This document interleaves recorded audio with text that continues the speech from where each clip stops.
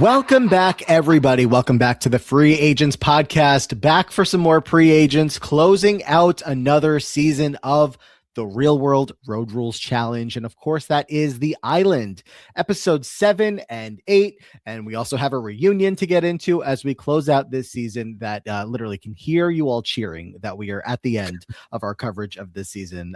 So lots to get into of how this all finishes out, update our season rankings, our Mount Rushmore, all of the segments at the end of the show to come, of course. And I am Matt, here with, as always, Brian Scally. Scally, what's up? Oh, hello. I am so excited to be here, finishing this out, talking about all of the many things that happen in these 2 episodes, including the best ass competition that opens this up. I wasn't expecting that, but I also shouldn't have been surprised because that even as early as this in Banana's career, he's obsessed with talking about his ass. That's a through line for him throughout the entirety of the show. And I've seen the ass once or twice. It's a decent ass. But he knows that. And I don't know. I guess surprised at this point he hasn't started an OnlyFans for his ass. That is kind of a good point. I feel like just show butt. You're showing butt for free anyway.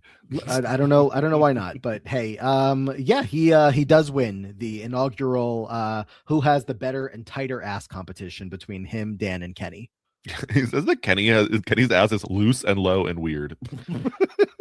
Not a good review. Not sure that's what I would have expected about a review of any part of Kenny's body, but sure. And yet Dan still loses. He has the worst butt. Dan's losing a lot around this island. Didn't know that we were going to start off the conversation that way, but that's how we start off these episodes. So, hey, why not? But this is the end of the island. We have obviously finished watching it now. We're going to talk about it all. We know how controversial this season is, how the fandom has very many opinions on it. Many people will skip this in a rewatch, but we're here at the end of it. We've seen the results that, are probably ingrained in most of our heads of how this all finishes out. So how are you feeling right now? I'm glad that we did the rewatch because I do think that a lot of things hit different. Obviously, like just on when you watch it, at what age you watch it, at many different, with more experience with these people after you've watched it. So I'm glad to have rewatched it, but I mean, it wasn't my favorite season, we'll be clear. Yeah, I think that is, again, a pretty clear sentiment that it's not most people's favorite season. I was doing and this will come back around later when we talk about the rankings, probably the most research I ever have into public opinion and other people's thoughts on the season, just on this one, because I really wanted to see, I know what people say negatively about it, but I was curious of people who feel positively about it, what they're pointing to. And again, I'll circle back to that later, but there really is a pretty widespread differing opinions. Of course, the majority are people that have mostly negative things to say about it and don't care about the positives, but just the compelling drama that we talked about in the last part and that have come up along the way. Maybe it's not compelling to you, but the fact that there is a lot of drama, there is a lot of story, again, gives it enough to give people the desire to revisit it sometimes. Yeah, I definitely see that there are some people that it's like, I could see someone out there being like, this is my favorite season of the show, because this is more of the type of reality that they generally watch. I don't know.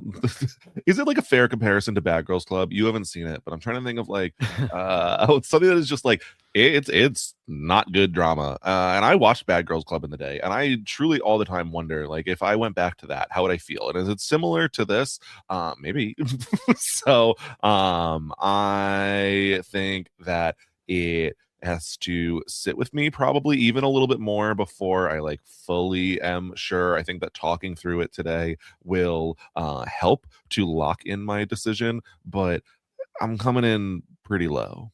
All right. Totally fair. I don't think anybody could blame anybody for feeling that way about this season. I feel like we kind of have to go in order to tell the rest of this story. Does that sound right to you? Yeah, I think, there's a couple storylines that I'm sure we can just wrap up those storylines as we go through. But everything in order makes the most sense. We're wrapping up the season. We're not going to talk about the finish, in its entirety, at least before talking about everything else. It's tough because like sometimes you do want to do that and like you just want to get right to the finish, and most people probably know, even if you're not rewatching along with us, you know what the finish is of this season, but just like the journey of how we get to where we get is so important in telling this story. Yeah. So let's do it. Of course, we saw that Johnny just took back Evelyn's key, or his own key from Evelyn in the last episode, and she feels like she's never going to get back into a face-off, and she's resigned to probably losing this challenge. We'll see what happens with her and some of the other leftovers when we really get to the end of episode 7. But until then, there's a lot of people out there, Scally, that still need to get their key. Specifically, we're talking about Ryan Kehoe, who's been a big part of, he's not with the Alliance, but I keep saying he's always around them. He's always attached to them in some way or another. So it's a lot of conversation about who still needs a key and then what key they are going to take. Specifically, a lot of attention on Jen's key and a little bit of attention on Dunbar's key. Yeah, I think that it's a kind of something I've thought about this season already, but especially in these last 2 episodes with Ryan and I would say Coley in the next episode, where it is just talked about how like they're in the Alliance, we got to get them their keys, we got to figure this out. It's like, oh, since when? I wish this story was told more leading up to here. I think it probably would have made it even more obvious just how much this Alliance was going to dominate. But I think we've already complained about how much these stories of the other people on the show are really, really incomplete, and it feels a lot more hollow when I'm now getting to Ryan and it's like, yeah, we got to get our buddy Ryan a key. It's like, oh, okay, I didn't know this was a thing at all. Well, and there's also so much misogyny in the entire season, but in this as Yep. well. We're going to see a scene somewhere along the way of Bananas talking to Kenny about how the girls are all worthless because while they're working on the boat, the women are just not. They're all laying out and tanning, and Coley's desire to tan is going to be used against her a lot in this episode as well. And so it's just the idea that Ryan is a man will be enough to want to get him one of the wins in the final 2 face-offs. Bananas is hoping that Dan is also the other person that will get a key. And so when they're approaching Ryan about saying, well, if you win a key, you got to take Jen's, he says no. And I mean, if you cut ahead to the reunion and you see Ryan and Jen made really good friends out of each other, even all the way back then, Ryan's befriending the Mago girlies. So, it's just his thing. And he's not taking her key. Uh-huh. It is interesting to see someone stand up and say like, actually, like I am going to work with the Alliance, but like that's not my plan. Thank you very much. There are other people on the table. And he does do that compromise where it's someone I'm not necessarily as close with, and I'll take their key versus someone that you guys really want me to, but is off the table for me. So I'm glad that Ryan at least stood up, where I think that they were, so like we want Kellyanne's key available because it'll be the easy steal, but Ryan's not down. Too bad. And if Ryan wins this face-off, he's got his eyes set on Dunbar. Dunbar is kind of aware that his name has come up. A lot of the topic of discussion here is that Dunbar did not earn his key, did not deserve it. Abram just handed it to him. And even at the reunion, they're going to talk about that. Abram just gave it to Dunbar basically because he's friends with Johnny and Kenny, who wanted Abram to give his key to Dunbar. And so he did.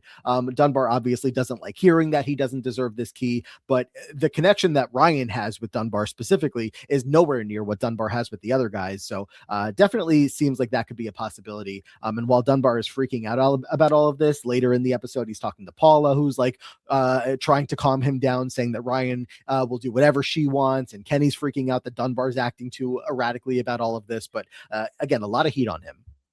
I was going to say, be careful. Dunbar might come storming in here. Knows what insult he's going to throw at you. Dunbar's really insecure about this. He's the only person on the season that ends up never going into a face-off.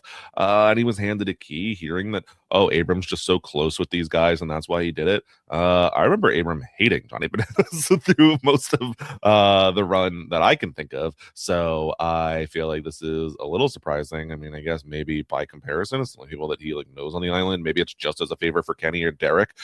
Derek feels most likely. But I was pretty surprised. And so Dunbar is out here freaking out, getting more and more paranoid as people are talking about it. It's just like, and all he had to do was go in and, shut people up, but not for Dunbar. No. And it's not just Ryan that needs to get a key, and that could be someone that takes Dunbar's key. We also have Coley needs a key, and we also have Johanna that still doesn't have a key. One of the big members of this alliance that doesn't have a key. By the way, she's Joey here this season. I didn't know Yeah. that Johanna was Joey, but I didn't remember that personally. Not something on my radar. It's just like, oh yeah, by the way, Johanna is Joey. Like, okay, sure. yeah. Yeah, it's a couple like I think like Paula and Kenny are using the nickname every so often. Hey, Coley Uh and Joey. It's a cute name for two best friends. Sure. Sure. Didn't know they were best friends. That's another thing that pops up out of nowhere where Johanna's like, all season I've had my one real best friend here in Coley. It was like I did not remember Coley was on the show, let alone that Johanna and Coley were the closest of Mhm. besties. But they have their plan here to get their key. It's been kind of consistent with what Johanna said at the beginning of the season. And she kind of said that flippantly, but like they're still reminding her that you said you wanted to wait till the end and someone just hands you a key. And that's kind of what they're still hoping happens. Coley has this plan that they want to go into a face off with with one of them.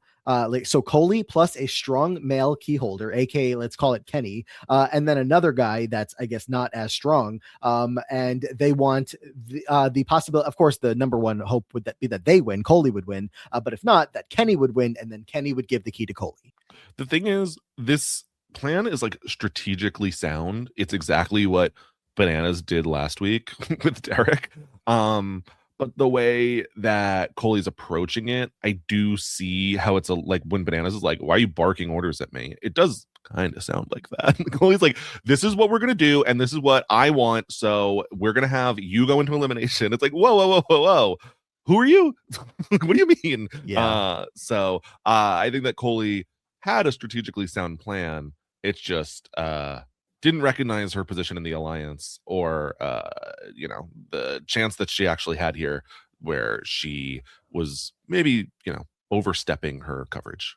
Her words come back to bite her in a big way here because when Johnny calls her out saying that she had previously said that she wants to work on her tan so that she is nice and tan while she watches the boat sail away, that she doesn't have a response to that because apparently she did say it and maybe she did mean it at a certain time, but now she wants a key. She doesn't want to just be left behind. Her meditating. Johnny Bananas does not matter in real life. Johnny Bananas does not matter in real life. Johnny Bananas. I was like, I need to adopt that into my personal life. But The thing is, yeah, I like when they're like, "Who is Coley?" Like, what do you mean? You've been useless all season, and like to a degree, like I guess what has Coley done all season? But at the same time, like I don't know, most of you went into one challenge the entire season, and otherwise have been doing the same exact thing as Coley. So like voting is the only thing you have this season. So useless, you're 1% more useful than her. Okay. Coley is going to end up with this plan here saying, well, her and Johanna have this plan together that why am I saying it weird? And Ryan are going to go into elimination. I don't know how to brain fart. But the three of them are going to go into elimination. They tell the boys that that's the plan. They're like, fine, if you don't want to give us the perfect scenario, then we're just going to go in together and at least somebody should have a good chance of getting a key. And so that's the plan. Even when we get to nominations, nobody's going to object. I guess the person that would object the biggest would be Evelyn, but she's not going to get the votes by any means. So all of them are going to go in. And I do think Evelyn even would have a hard argument here where it's the three people who don't have a key who have never been in the face off. That's it. It's the only argument. Like, okay, we're the only people who have not had a chance. We deserve our chance. And I think everyone was just going to go ahead and go with that, kind of regardless of who it was. Maybe not Evelyn, but basically anyone else. So pretty easy, open and shut case. We're sending them in. Yep. They had also gotten another airdrop. Not a whole lot happening here, but they did get a video camera in addition to toilet paper, eggs, and some meat. So a couple of phone calls home again. Best airdrop of all time. I'm confused that why every single time we get a phone we see okay, fine, Derek who has a wife and kid. But Coley also, I feel like Coley's gotten 3 phone calls home and she's like, "No, mom, I'm not eliminated. I'm still here." Okay, Coley. I mean, we barely know she's on the show, but her mom also barely knows that she's still on the show. So that's unfortunate for Coley, as we'll get to it, but Coley's never going to come back to the challenge after this appearance here. And just based on the season, it's hard to really fight against that. I feel like I've seen a worthwhile amount of energy come out of her to say that, she could have been some fun on the show, but just 2 seasons and not a lot to report on. I feel like I Um, remember being like slightly disappointed in the real time. And so if we ever do get to some real world seasons, I'm curious if I'm reminded why I wanted Coley back at least one more time, or if it was just like, I know her from the real world. So we'll see when we get there if we do. if she ended up on an All Stars, if that ever comes back, then also I'd be fine with it. I would love to That would see be that kind shocking. of return. Definitely shocking, but we've had probably more shocking names pop up. I'm not gonna Mm, pull out the list, out of thin air right yeah. now, but I feel Might like have to there's be a been some. podcast at some point. The most shocking All Star names. Could do that. So before TJ leaves this nomination ceremony, Johnny is going to ask him if there's any more rules about the boat that they should know before they, have them finalized and built and whatnot. And TJ basically says, no, but you haven't even built them yet.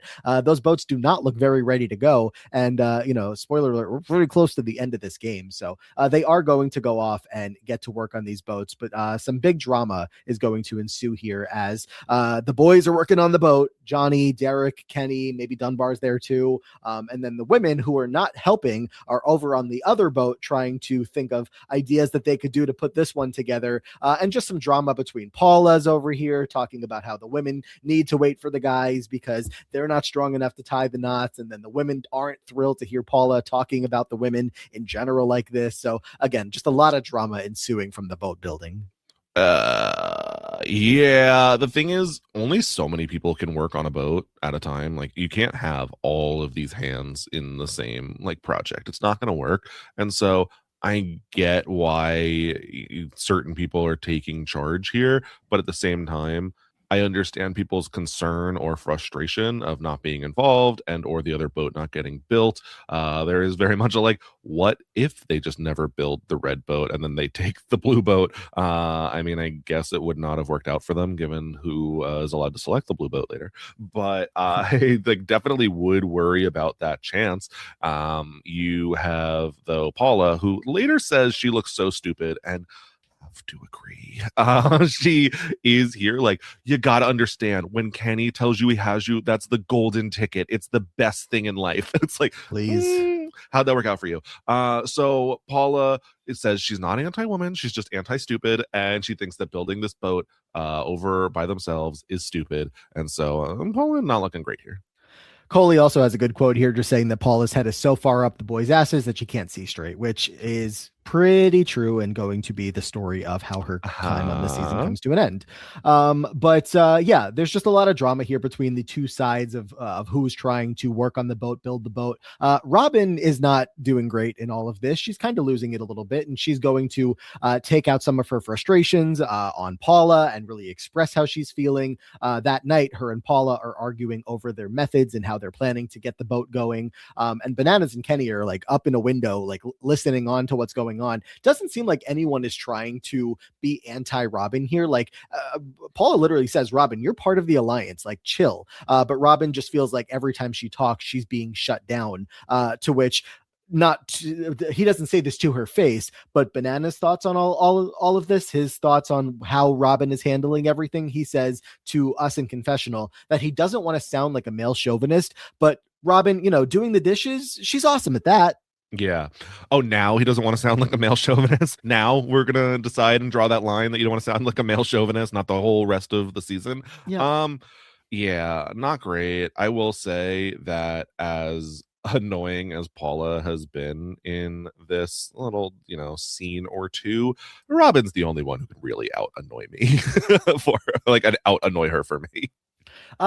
Just she's been so much this season. Every time that she's in a scene, I mean, it's unfortunately like again tough to tell sometimes. Is she sober? Is she not? While she's having this discussion, was she be acting differently if she were or not? And just like general vibe, she's not been clicking with these people in the way that you would expect her to, having such strong relationships with them for years now. She's a vet. Like she should be working with this group of stronger vets. She's got a close relationship with Derek, but just the instability that they feel from her is causing these rifts.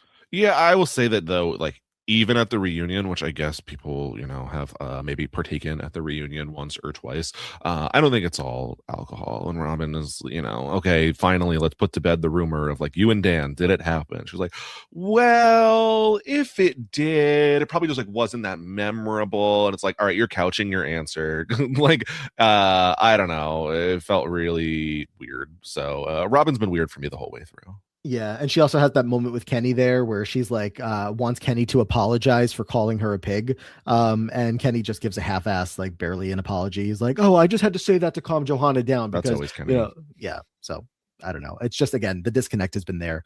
But Johanna and Coley and Ryan, they're going into this face-off. They're holding hands beforehand because they're the three best friends. Coley's out here with her best friend and her gay best friend. Yes, the two categories. Yes. And they're all so happy that at least one of them is going to win this. Which one of these people are Jewish? I'm not sure. Because they end this with a big L'chaim. Okay. I'm Maybe gonna let you none of them, speculate. but I'm not sure. Just curious. Or maybe one of them is. I don't know. Wasn't expecting that. Anyway, we get to the face-off. Scally, it is Timber. Yes, Timber, where they will all be standing on a tree stump, which is really like three tree stumps tied together. And they will have these like poles out to either side that are weighted by a bag of coconuts, and they will be holding on to those poles, which are trying to fall in either direction with some ropes. You have to hold on for longer than your opponents, and it looks super heavy. Yeah, last person standing wins. Ryan, Coley, Johanna, and Coley is shaken really badly. She's going to drop first. Johanna is out next. She looked pretty intimidated by Ryan, looking rock solid, and everyone in the crowd is like, "Oh, Ryan's got this. He's a man. He's going to hold on fine." And he does. So unfortunately proven right. Yeah. So Ryan gets the win here. He's going to have a big decision to make. But this sucks for Coley and Johanna, these two best friends that we just found out are best friends. Yeah, it does suck. I will say Coley did really bad in this challenge. So it's like, I don't really know what Coley was going to win coming in here. So like as soon as this was the decided matchup, Johanna or Ryan was always winning. And I think they always get voted in over Coley anyway. So kind of signed her own death warrant here. I mean, and then absolutely signed her own death warrant when we get to the elimination, but we'll get there in a second. Yeah. The secret scene of Coley asking Johanna why she's not getting any from Kenny out here was also very funny. Like Coley has these moments where when she's shown, I'm like, oh, again, I see it. I see the potential in you, but they just don't show her enough. Because apparently, and this comes up at the reunion as well, that like this Johanna Kenny relationship was not all that it's cracked up to be. It was like they had this little fling we saw in episodes 1 and 2, and then that was kind of it. They did not seem to have any more intercourse, any at all out there, because Johanna was saying she's not doing that on national TV. Which it was unclear, like, did they have sex the one time? Because when Robin is like, well, why are you fucking Kenny? And she's like, I do it because I like him. Why are you doing it? Why do you do it? It's not that she's like, I didn't. Why did you? At least that's, doesn't make the edit. So confused if this was consummated on the island or not. But regardless, seems like it has been after. Yes, definitely. It definitely seems like that. Actually, let's swing back around to Ryan in a second. We can talk about this elimination with these two women. And as I was just alluding to with Coley, she quits. She quits the game.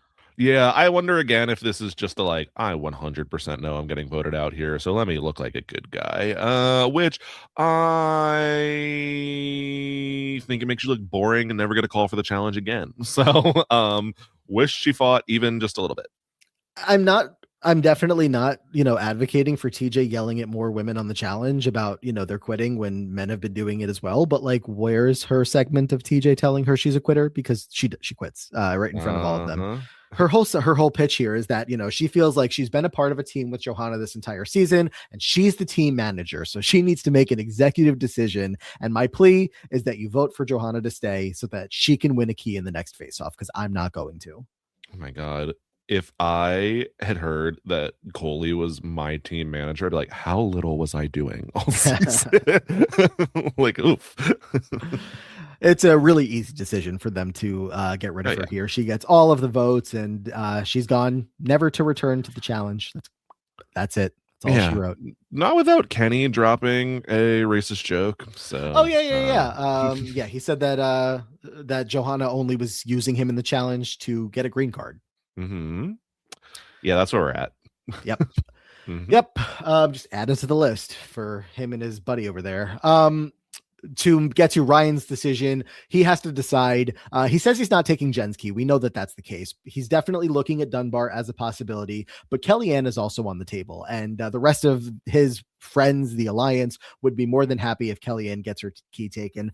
Dunbar, I already talked about this, kind of needs to be calmed down by Paula, who's like, don't worry, Ryan will do whatever I say. Turned out that she kind of had some influence on him for sure. But there's a lot of laughter and jokes being had at Dunbar's expense from Ryan and Jen, Kellyanne, just about how like Dunbar is like so great and important. We need to make sure Dunbar has a key. Like who cares about Dunbar? Oh yeah, Dunbar actually did start the Free Agents podcast, so that was so nice of him. But I actually, I hate Tanya far worse than the let's talk about all the amazing accomplishments Dunbar has in life. Like, oh yeah, Dunbar actually introduced my parents. So, like, it was so funny.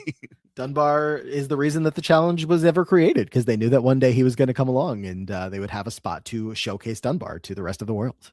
Yeah, I did find Ryan to be significantly better than this at this than like Jen. He's like, oh yeah, and then like Dunbar discovered like that matter existed, and Jen was like, yeah, and he like voted to keep me here. Like, okay, Jen, like not as grand of scale, but sure. Can I also just point out in the back of this scene, you have Kellyanne just topless holding her boobs. I feel like this is a somewhat common thing that happens on a challenge that look, they're all changing, they're all like in their house where we're spying on them in their house, but just when you get a scene like this of just a woman standing in the background holding her boobs, like Anissa earlier a couple seasons back, I just feel like every couple seasons this happens. Yeah. I mean, I will say, to be fair, I guess like living in a college dorm, did have a friend who would just walk around hanging out, like holding over her, like a very small towel over her chest. So I think like cohabitating, just whatever. Sometimes you forget the cameras there, or you don't care. Just don't care. We love that. Just be free, have fun. So Kellyanne, this is obviously tough for her. She feels like if she ends up getting her key taken, this sucks because she did earn her key. She won it in a face-off, but there's nothing she can do. But we'll see what Ryan decides as he makes his decision here. A lot of setup that he really wanted to take Dunbar's key. When he does not take Dunbar's key, I was screaming flop, flop, flop, flop, flop at my TV. Here's the thing. Do you blame Ryan? Do you think he made the wrong decision? When he explains it, it's like, no, I can't, whatever. Because his philosophy is that Dunbar will just go into the next face off and take it right back from him. And he will have obvious reason to do so. If he doesn't take Dunbar's key, then even just like that, that's not a thing. But I still don't like it. I was like, oh, Evelyn's the only one around here that can, make a tough decision for now. And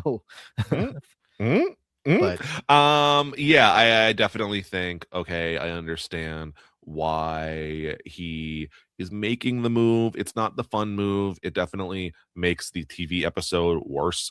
But I understand that he's concerned Dunbar has like a decent amount of win equity if he moves into the next season. I will say, I feel like Dunbar doesn't have the best reputation as a challenger, especially for someone who's like as physically imposing as he is. So I could very easily have seen Dunbar messing up the next challenge or many other challenges, but there's just the risk of what if it is the hold up two poles on either side for as long as you can. Like Dunbar's always winning that. So I understand the concern. Do you want to know who's above Dunbar on my list of who should be on this season's Mount Rushmore?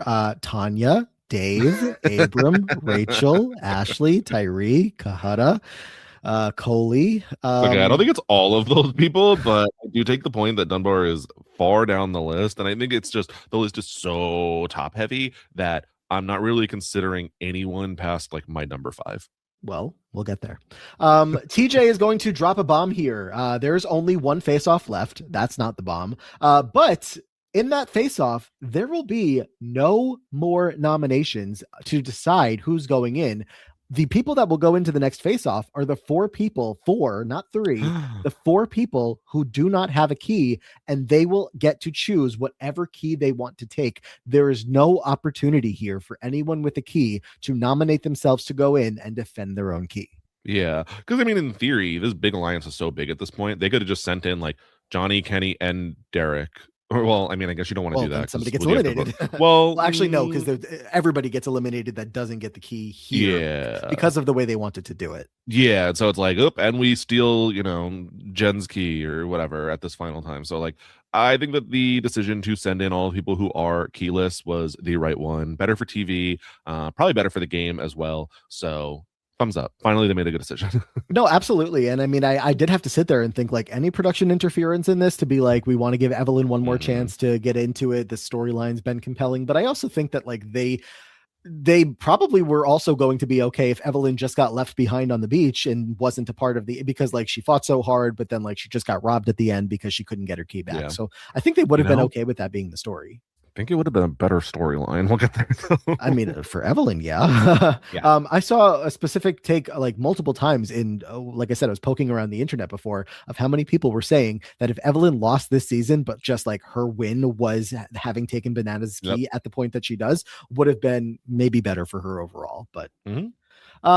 so Evelyn's on top of the moon, obviously, because the names here is going to be Johanna, Dan, Kellyanne, and Evelyn that will compete in this final face-off to have an opportunity to get a key. We go back to the house and kick things off in episode 8. Everyone is worried that has a key, because whose key is going to get taken? Of course, especially Johnny Bananas is worried because Paula is talking about everyone is just assuming that Evelyn is going to win this, and further assuming that Evelyn is just going to take Banana's key. Yeah, I love how last time it was just Bananas, why would Evelyn take my key? And this time it's why does everyone assume Evelyn is going to win? Like he's always just off the mark slightly at the very least, and think there's literally nothing he can do to repair. Bananas has decided he would rather go home with his like dignity intact and not beg Evelyn. So he's coming in really at a low point. It's not looking like it's going to go well for him. I mean, he's so at the point of like, desperation that he would sail in a boat with 3 of the girls if it meant that he Wow. got to stay here. What a brave decision. Truly, How he would desperate can he be? he would get on a boat with 3 women if it meant that he had a key to still go to the island. He says that. I mean, when you start to consider that those women are like Jen, Rob, like it gets a little worse. But the way he says it, obviously very bad. Yeah, I mean, in his mind, he's out. He's already out of the game. And the way that Evelyn said that she was out of the game and she had been resigned to it, he kind of feels like he has to be at that point as well, which is so funny because, yes, there are still 3 other people that could beat Evelyn in whatever game this is. But Evelyn has gotten enough respect as a competitor. She beat 2 guys. Note that it was Tyree and Dan that she beat, but still, she's got plenty of stats behind her to prove that she's a good competitor. So they're assuming she's going to win. Kenny goes to Evelyn and does some butt kissing on Johnny's behalf. And Dunbar, enjoy that bus that's going right over you because Kenny says, I can't save everybody, and he's going to do everything in his power to convince Evelyn that Johnny is sorry and he'll be on her side and he'll be on her team and we need the best possible team. And like you said, Bananas doesn't want to do any sucking up, but Kenny's going to really try to implore that he should. Yeah, I mean, Kenny does enough for him. He does make tons of promises, and Kenny is over here like, I want you on my boat. We are going to get this done. Johnny, he's great. He does have to come on the boat too. Trust. He's left you alone for 2 weeks. Isn't that been pretty good? And Evelyn is starting to warm up on the idea if she has it proven to her that Bananas can trust her. So this is where everything starts creeping downhill. And just on the Bananas of this all, I mean, he has a couple of times in this end game these realizations that him being such a dick to the women is causing him trouble in the game. Like it's happened when Evelyn took the key in the first place, when he almost got voted out at the beginning of the game. And again, here he's like, well, I'm not going to go suck up to her because it's a guarantee she's going to take my key because he knows he's been a dick all season. So to cut ahead to the reunion when he's like, it's the editing, it's the show. They just painted me out to be a villain because they had no other options of who could be a villain. It's like I'm watching you realize how awful of a person you've been to them all season long, but then also you want to jump on top of it by saying it wasn't actually you. You're not as bad as they made you out to be. Yeah, of course. Just because the villains weren't here, they had to make me. They just had to make me say the worst stuff in challenge history potentially, like the stuff that I think gets regarded or like most famously bad behavior. I don't think it's like necessarily actually the worst of the worst because there's been some really bad stuff that happens. But at least the stuff that gets pointed to as some of the worst behavior of any season. I think the host Carlos at the reunion is like introduces the segment for Bananas by saying like Johnny Bananas, you dumb bitch. Like he goes Yeah. there with it because that's Johnny's phrase on this season. But you know, we didn't see everything that the women said. You know, Bananas wants us to keep in mind. Um, Well, it's interesting because I feel like a lot of people, okay, Bananas is saying you didn't see everything, like everything that everyone said. So, like, maybe Derek was worse at times, maybe Kenny was worse at times, maybe Paula, and let's say definitely Paula was worse at times because there is talk of how what Evelyn went through was so much worse than what was seen. And I will say that some of the stuff that Johnny says here makes me side eye what was said potentially. the entire season, yes. It's Yeah. all Well, just really bad. I'm talking about specifically when Johnny finally does talk to Evelyn, and he is like, I would never want to do anything that would like put your lifestyle or your Mhm. choices at risk. And I'm like, what are we talking about? Because I feel like in this era when lifestyle is being talked about to a queer person, that there is one specific thing we're talking about. So what were you Yeah, saying? we're exactly. And we didn't even get to hear any of that stuff. Not get to Yep. hear as if we would have wanted to, but like it's very much implied that he was saying worse things relating to things like that. Yes. Yep. Yeah. Um, It's not clear, but I'm side eyeing a lot. very much so. Always. Um, we got to, of course, talk about Paula along the way here. She's talking about how her dream boat would be herself, Kenny, Bananas, and does she say Evelyn? She does. I mean, she's talking to Evelyn to be fair. So I think like if she had her choices, she would drop Evelyn, take, Derek, probably Dunbar. Honestly, it feels like she and Dunbar were pretty close for most of the season. But I think that Paula is saying what she needs to say right now. She wants to be on a boat with three strong people. That's it. Yes. Funny here how Johanna's not even in consideration to be someone who might win this face off because when Paul is No. talking to her, it's just like, well, what's Evelyn going to do if she wins? I just really need Bananas to be safe. What would Dan do if he wins? Dan might take Jen's key, but not a single, I mean, they know that if Johanna won, that she would not take Paula's key, obviously, but Sure. just a lot of concern about what everybody else would do. And we have to make sure Bananas keeps his key. It's the type of thing where like it's probably like, okay, we don't have to discuss this because you're good, but I also don't think you need to run through all the scenarios with her of like, so when you're eliminated, what's gonna happen? Like, I don't think she cares as much anymore. She doesn't care at all. She's been checked out of this game for at least a day, if not more. Yeah. And then the only other person that, I guess is being given some consideration as maybe you could be the winner here is Dan. And Derek and Bananas are trying to like coach Dan up and tell him basically stop drinking until after this final. Yeah. To which Dan says that he's been sober for 60 days before and he does not like how his body reacts to it. So, okay, I'm glad to hear that postseason Dan has found his sobriety. So good news for that. But the way that Dan is also like dismissing the like last face off that he was in, like, yeah, if I get something that I can show off my talent, not something stupid like the last time. I was like, I don't know, is how far can you jump and like make smart decisions? It actually, I feel like was one of the better face offs for the whole season.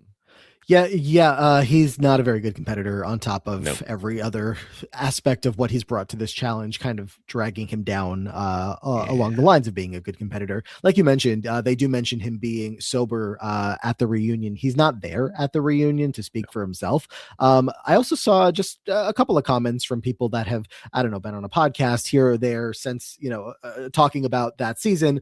Just that like this was truly seemingly like maybe the lowest point of Dan and his drinking in Wow. the struggles he was facing. And I guess I could say you could only hope that that's the case and it wasn't even worse off camera. But I mean, as Bananas talks about at the reunion, that Dan would wake up at 7 a.m., start drinking, and that was the entire rest of his day.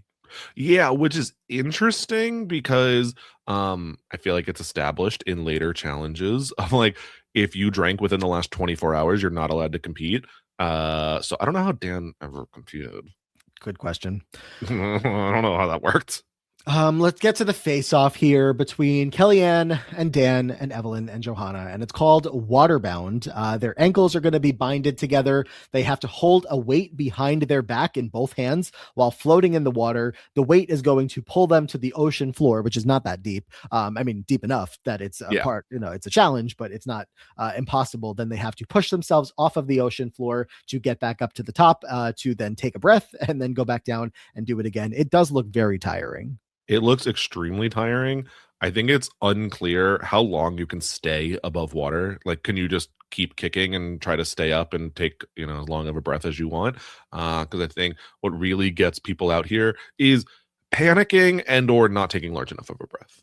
Yeah, I mean, I don't know how heavy the weight was, but I'm taking them for their word that it was heavy enough that it was Yeah. pulling them down as much as it was. But yeah, it does look really tough. But hey, there's a big incentive here, especially if you had this prize in 2026. They were playing for a $3,000 gift card to Shell, aka the gas company. I literally need it so bad. Like, please. why is that not a prize in, I don't know, my daily life right now? But they were TJ advertises it like it's not just gas. You can get groceries, you can get all the stuff at a Shell gas station. $3,000 in gas. Yeah, these days I'm filling up my car twice and I have no money left over for groceries. So please give me the gift card. So with this challenge, this face off here, Dan's the first one out. He lets go almost immediately. Kellyanne is the next one out. She just lets go of the weight and she drops. Evelyn versus Johanna, but Johanna is going to eventually drop her weight as well. And everyone's suspicion comes true. Evelyn is the winner. Yeah, everyone is like, okay, Dan drops because he's terrible. Kellyanne misses a breath, so she drops. But Johanna's like, her shoe came off. And I'm like, what? Like, that's why she fell. So a little unclear exactly. But Johanna did good, pretty solid. But what are you gonna do? Evelyn, unsurprisingly, comes off as the winner. She says she either wins or she drowns. So I'm glad she won. Yeah, I mean, she was open to only two possibilities, and there is definitely one that was more preferred for everyone involved there. I need to talk about the losers here. And of course, we're going to have another person join this club of losers, Kellyanne, Johanna, and Dan. What do you make of them not leaving the island until the game is over? There was like at the beginning of the season, there was like this whole sentiment that people are going to be left behind and watch the boat sail away. The first thing I have to say to that is that we don't get a single shot of them watching the boat sail away, even though they're still there. You like see, Johanna's, I guess, helping on the boat. Oh, there's Dan in the background. But at the same time, at the final, elimination key steal, they're like, okay, TJ says go home, like get out of here. We don't need you anymore. Here? Like, why did they show up to the ceremony? They are out of the game at that point. There is nothing for them to contribute, but they go with everybody to the ceremony, and then TJ dismisses them. Why'd you bring them? The thing is, I feel like you should keep them because, like, what if Johanna was, Johanna or Dan or Kellyanne would be like, like, screw you, Evelyn. Why'd you do that? Like, why are you removing that possibility? If they're still going to be on the beach, then like, give them the chance to fight, I guess. So, questionable decisions there. Did think it was interesting. They basically later do help with building the boats to send off. So, yeah, I thought it was a curious decision. Let's talk about these three as they're on their way out and when we'll see them again. Dan has one more season of the challenge. That will be 4 seasons from now. I think it's Cutthroat, so we'll see Dan again. Okay. Johanna also will be back for her final challenge ever in 2 seasons from now. That's it for Johanna. One more to go. Crazy. I feel like Johanna is such a bigger name than the seasons that she has at least done so far. So especially like this season, was she on it? Question mark. So there is this like interesting perception of Johanna in my head as a challenger versus what I've seen on screen so far. Also, I do believe that there's the one season that Wes is on that she's not. So she's not on the season, but I feel like she's talked about enough that, yeah, just like throughout the time from when she debuts until whenever she's done, she's certainly a name that's going to come up, even if she's not actually there competing. And then we have Kellyanne, who's out here as well. She will be back in 2 seasons, but I talked about this when Kahutta came up, that this is going to be her 2nd season, 2 seasons from now. And then her 3rd season will come 9 seasons later.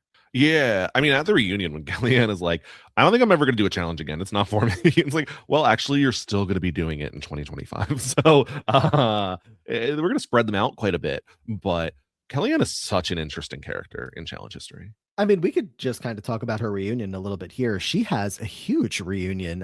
She Ooh, and she has a huge season as well. I mean, she's a rookie coming out here to make a name for herself, getting bullied by Johnny Bananas the entire season, but she doesn't back down ever. And even at the reunion, it's just her fighting with anyone that's going to give her a hard time about literally anything because she defends herself so adamantly and so well that like I think she would have been on every season ever if not for, I guess, yeah. possibly her saying no at that point. I cannot imagine that they just didn't call her between those 9 seasons.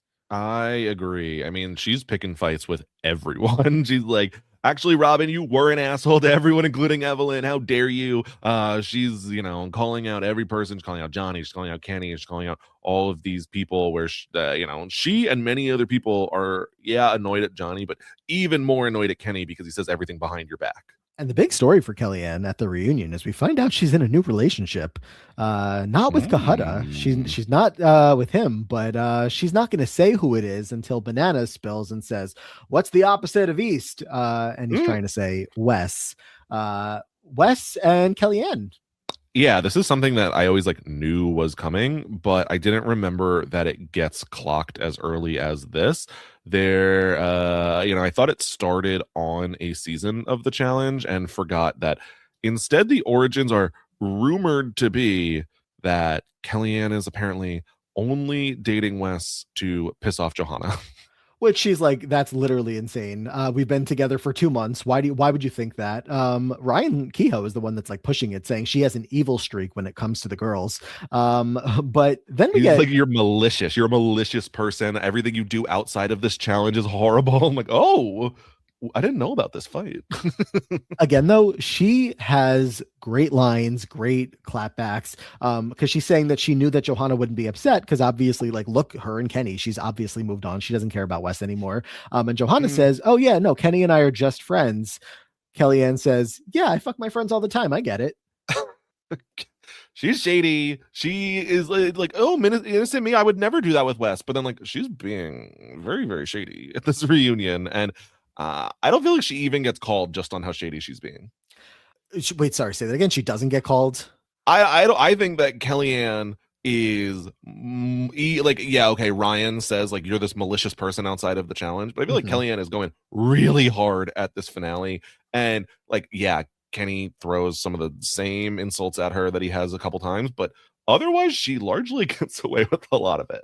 Yeah, I mean, look, if she's not on the season's Mount Rushmore, it is what it is. But if there's a reunion Mount Rushmore, she's to me number one. She is the Yeah. star of the show there. But she's out for now of this challenge. Evelyn has a big decision to make, and she obviously couldn't be more excited that she's going to get to take a key. And like, what wouldn't she do? It's very obvious what you think she's going to do, what you think this whole season has been building up for Evelyn to do. Of course, she's going to take Johnny Banana's key. Like that is, he's been addicted to her all the way through. She says, I'm not going to trust anything these guys tell me. In the back of her mind that she does want to have the best chance to win this game, but she still, as she said last time, she's not going to compromise who she is. So she, by all accounts, you would think is going to still take Johnny's key. Kenny makes some final pitches with her to say, Which like, hey, go ahead. no, go ahead. You go. I'm No, excited to just jump on this Kenny, one. Kenny keeps trying. He's going to say, Kenny tells her that karma follows you. So do the right thing. Yeah, karma's going to follow Evelyn out of all these A people. crazy pitch to make to Evelyn in terms of telling her not to take Johnny's key. Karma follows you, so don't take the key of the person who was an asshole to you all season. Yeah, that's not what I meant. But Insanity. like what? But the bigger part of this pitch is that Kenny is saying if you keep Johnny around, then we can do a boat that is you, me, Kenny, Evelyn, Johnny, and Derek. That's a really strong boat. It comes up a couple of times how Evelyn has won a challenge before alongside Kenny and Derek and the other people that were on their team. So that they know that that's a winning formula. And Johnny is perceived to be really strong, really great with this boat. He's planning a lot out for it. And she knows that that's a reality. but there's still this level of like, but she doesn't like him and would love to get one over on him. That is going to be our intrigue going into her big decision. Yeah, it's tough because she is deciding right now between, getting revenge on Johnny, who she really does not love, and being on what she perceives as the winning boat. It's tough, if you get to decide these boats and Kenny and Derek decide they're not going with you. Bananas is not here, so like they're probably taking Dunbar and Paula. Like it's a tough boat to potentially end up on the other side. Not that you have no chance, but in terms of conventional thinking on the challenge, on rowing a boat, you're up against it. She's got to make her decision here. She is going to get pitched to by everybody in an organized fashion when they get to the stadium level, standing Hated spots that this. everybody goes to. And everybody gives a stupid plea as to why they should be on the boat. And most of them mean nothing. I mean, I guess you're paying attention to Banana's plea here, saying, I know we've been at odds, but I meant my apology. Derek's calling her a warrior. It's just a lot of sucking up. Uh-huh. It's funny that Robin's like almost crying. It's like, Robin, no one's stealing your key. Like, get over it. It's like, I've always considered you a friend. It's like, Robin, it's not about you. I mean, look, how incredible would this scene have been if she was about to take Banana's key for real? Like the idea of this whole season, everyone's been against her, and here in the final moments, the hero of the season. Is she a hero, an anti-hero? I don't know. But she is the one that's been the outcast of the entire season. And everyone is just sucking up to her because the entire power of all of their games and all of them having a chance to win 75K each is in her hands. And she's just standing down there ready to make her decision. But she's going to make that. It's not Robin, like you said. It's not Jen. It's not Ryan. They've all stood up for her. It's not Kenny or Derek. She's already won with them. She thinks that could happen again. Paula, they've had their conflicts, but they're okay. It's going to be either Dunbar or Johnny. And while Johnny has been, pulling the strings all season, Dunbar has been there right by his side. And so Evelyn is going to take the key of Dunbar. I feel like this could have been so much more satisfying if we should have seen the Evelyn versus Paula stuff. Why is that on the cutting room floor? That's annoying to me, especially knowing that it comes into play later. I wish that I feel like there probably is footage of Dunbar and Evelyn. Could have shown that, would have made this a lot more satisfying. But instead, we're left with Evelyn getting accused of selling out because she takes Dunbar's key, who has had a lot of the same bad behavior, been a part of that big alliance, could have been a very satisfying reveal on its own. But no, she's teaming up with the guy who's been the worst on camera all season, to her specifically, especially. Yeah, that really, really sucks that the story ends like this, as far as like the dynamic between the two of them before we even get to any results of how this is going to go. I mean, I do need to consider what would have happened if Evelyn took Johnny's key. So Dunbar's still in the game. Evelyn is obviously in the game. Johnny is out. And we're about to see in a matter of seconds how they decide who's in whose boat. They do get to choose. And so would you imagine at that point that Kenny is going to say, screw you, Evelyn. It's Kenny, Derek, Dunbar, and Paula are the boat, and they probably have the same level of success that their team still ultimately had. Yep. Yeah, that's exactly what I expect. And so Evelyn really is deciding here, whether she knows it or not, between winning the season and like giving the better storyline ultimately. You can say, and like, I'm not making a moral judgment on this.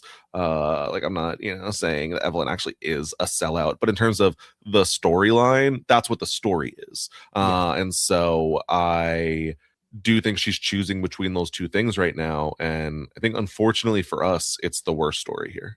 It is. I can't blame her for wanting to win the money. It just sucks because she had been so, like, again, willing to go against the power, willing to stand up to Bananas. But then it's what these games offer, really tough decisions in every aspect of all of these different games. I mean, sometimes you have to do the thing you don't want to do in order to win the money that you want to bring back to your family, type of thing. And there's probably like even bigger messages that you can take out of all of this and people's willingness to go along with whatever for money. And we're really about to shift the story from Evelyn to Paula and that narrative of what people are willing to do for the money. Before we do that, just a quick goodbye to Dunbar here. She hopes that he doesn't take it personally, but he knows that he was the sacrificial lamb, and he's more upset with the guys for throwing him under the Yep. bus than he is with her. So Dunbar goes out here. He will be back for the next 2 seasons, and then a total of 5 of the next 8 seasons. So Whoa. Dunbar, we're here. Okay, interesting. Um, I think Dunbar does have a right to be mad at them. They try like being very like, whoa, why are you mad at us? We didn't throw you under the bus. It's like, well, I mean, you only stood up for Johnny, and then very much were like, but if you take Dunbar, like, okay, you didn't say please eliminate Dunbar, but you certainly said, he can go at the expense of our better friend. Very classic case of the person at the bottom of any given alliance in any of Yep. these shows. If you recognize you're on the bottom and you wait too long to do anything about it, you're going to get got. So, that's up to you to decide how to handle that if you find yourself in that decision. And sometimes it just leads you out of the game. Dunbar's gone. TJ tells them that they have right now to decide who is going to be on which boat. 2 boats, 4 people each, no deliberation, just decide right now. And pretty quickly you have like Robin and Ryan being like, all right, well, we know what's happening here. That Stupid. Evelyn is going to be with those 3 boys, Derek, Kenny, and Johnny. But as they have kind of already realized that, again, Scally, the story really shifts here to Paula realizing that that's also happening, acknowledging what's going on, and maybe definitely not accepting it, but realizing it.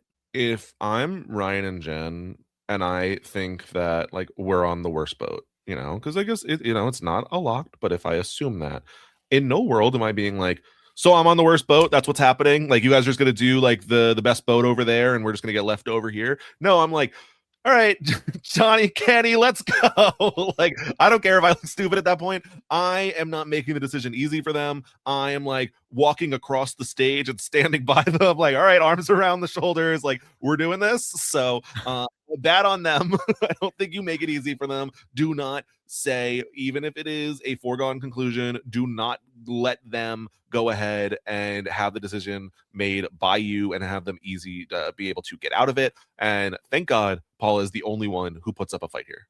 This isn't news to any of them, right? That there was going to be 2 boats and 4 people on each. Like this was known from I want to say the literal beginning. And so They anybody didn't know being the surprised, method of splitting though. In theory, Sure. like they could have had a challenge where like 2 team captains are decided, or like But it very well. the easiest thing to plan for is the idea that you get to pick it yourself. So that's obviously going through all of their heads every step of the way here. And that's why in this moment, Ryan and Jen and Robin are all like, okay, obviously they're going to go over there. But Paula always figured that she was with her boys. She always assumed that she would have a spot. And why wouldn't she? She's been riding for them since day one. She's been riding with Johnny since their real world season. Like, there's no question in her mind that she was going to the end of this game to win with them. While you could probably imagine that all of the other 3 did not assume that they would be the first picks for a boat with Johnny and Kenny. Which, if they didn't assume that, the way that they played the entire season is so stupid. It is. Like, I mean, that's it. It is. Yes, but that's the thing is that like I have to either evaluate this as like who knows who we're gonna have pick our boats, and then like maybe some of their decisions can semi make sense, and there's like the I don't want to have weak people there at the end because what if they end up on my boat because of the mechanism that gets decided, where if you think you get to choose your own boats and you are not a strong person's best friend, vote them out. What were we doing this whole season? Why were we just continuing of like, we got to keep the strongest people in so that they can beat me in the final race? This is stupid as hell. It makes me so annoyed at all of the other people of like, we put up no fight to have what we perceive as a chance as of a winning boat. We put up no fight to get out the strong people who were controlling the entire season. We put up no fight. Like, I'm just, it's so frustrating. And even if individual moments or episodes had like, okay, like this was like not so bad, just in retrospect, it makes the entire season so frustrating. This comes up a little bit at the reunion as to why people, I guess, viewed Johnny and Kenny as like the kings of the island. They talk a little bit about the food, and that's what was like a big factor in all of this. That Johnny and Kenny walked around, Robin says, like gods, thinking that like they had to be the ones to control how everybody managed that aspect of living. And so as they kind of had a good flow with all of that, and people were okay with letting them take the lead. Of course, we see tiffs along the way of some of the women saying they're not getting enough, and that causes drama. But Jen's like, well, it was working. And then all of a sudden, that meant they were also taking the lead in the challenges and the decision making and the nominations, having full control over the whole game. So it just seems like once people had resigned themselves to whatever Johnny and Kenny want on this island is going to be what goes. It just like that was the established power dynamic, and it was never going to change without the Evelyn attempt at like a massive overthrow. But at the point that they were so deep into the season of like they had control over so many people, nobody was ever going to budge enough to actually try to overtake that. It's just so annoying. It's so annoying. It's so easily like clockable, recognizable. It's talked about the entire season, and no one does anything about it. I don't think that because someone is cooking and creates a lot of problems with their cooking in terms of how they're dealing out with the portions, how they're arguing with people constantly over not letting them help. Like there's multiple times where people are like, no, I got it, I can help cook. And they're like, shut the hell up and get out of my kitchen. Like, oh, okay. So we're just gonna let them run the season because they yelled a couple times. Basically. Yeah. Paula obviously feels screwed over here. She realizes what's going on. Evelyn was promised a spot on that boat just to save Bananas. And I think you also have to look at it. I mean, they're making this decision now. They could easily, this is the other big decision here. Yep. They could easily say, Evelyn, sorry, thanks for saving Bananas, but you're out. I think from where I'm sitting, obviously, please tell me if you disagree. They are afraid of how strong Evelyn is, and they don't want her as an opponent to possibly help the other team. In their mind, while Johnny and Kenny have a lot of, and Derek, like they feel good about themselves, having Evelyn be a strong person on the other team is not worth the idea that they could just have her on their boat, have a guaranteed win essentially, while the rest of them guaranteed lose. I think it's a factor, but I think that it is much more heavily influenced by we just made this deal. We're following through with what we last talked about because of the way that TJ springs it on them as like, okay, decide now. Where I think if they had gotten to discuss, maybe there would be a little bit more discussion of should we betray Evelyn? But it just is kind of the rule on these reality shows of the most likely thing to happen is the thing that was like most recently talked about. So I think when put in that decision, they defaulted to what they assumed was actually true. And this is one of the more controversial decisions, I feel like, in challenge history that gets talked about, almost like universally panned in terms of Bananas betraying Paula. How do you feel about it? I mean, it's not nice, It's not but nice. it's the opposite. Not the opposite. It's like what we just talked about for why Evelyn agrees to this deal, even though she would love to get Bananas out of the game. The idea that the money is on the line and she could win the money. Of course, she's going to go with them. And for them, they want to be the champions. They want to get the win. And, I believe Kenny when he's talking about like really feeling bad all throughout the rest of Sure. the final, when he's like, I really wish Paula could be with us too, but there's only 4 spots. And they're prioritizing Derek, obviously, plus the deal they just made with Evelyn. But it's not bad enough that any of them are going to sacrifice this. Kenny also says later on, talking about future challenges, he's like, well, the next time Paula and I are out there together, I'm sacrificing myself, whatever it takes to get Paula to have success in the game. So they were just banking on like, she's been our friend, she's been loyal to us, we'll smooth things over with her later. It's absolutely brutal to watch this play out over the rest of this episode, though. Yeah, the thing is, I remembered this definitively as because Banana has a couple of controversial decisions of screwing people over throughout the season. And I very much do remember watching this thinking, like, how could Bananas, like, he screwed over his good friend who was there for him the entire season, and he's such a scumbag. Like, any decision that he has made is like any decision that someone has like made against him is in no way worse than what he did to Paula here. And I will say in rewatching, I feel slightly less on that side. You think this was not the worst thing ever? I think it's bad. I think that if they could discuss it and basically for me, I think in the context of Johnny is deciding between being loyal to Paula and saying, no, Evelyn, I will not take you on my boat because that is Paula's spot. When the alternative is going home, I don't blame him for making that promise. And when Derek and Kenny seem set have promised this are saying like, all right, it's us and Evelyn, right? Like, is Johnny going to say, no, I will be on the other boat because I'm going to be with Paula? Like, I don't see that as like the most obvious he's Yeah. going to take a stand here either. So I think that in a perfect world, and like how perfect is it that like they just promised Evelyn this and then screw her over at the end? Like, not ideal, but at the same time they were friends with Paula the entire way through for years, literally to this point, versus fighting with Evelyn the entire season. So like, screw over the person you've been fighting with, don't screw over your friend.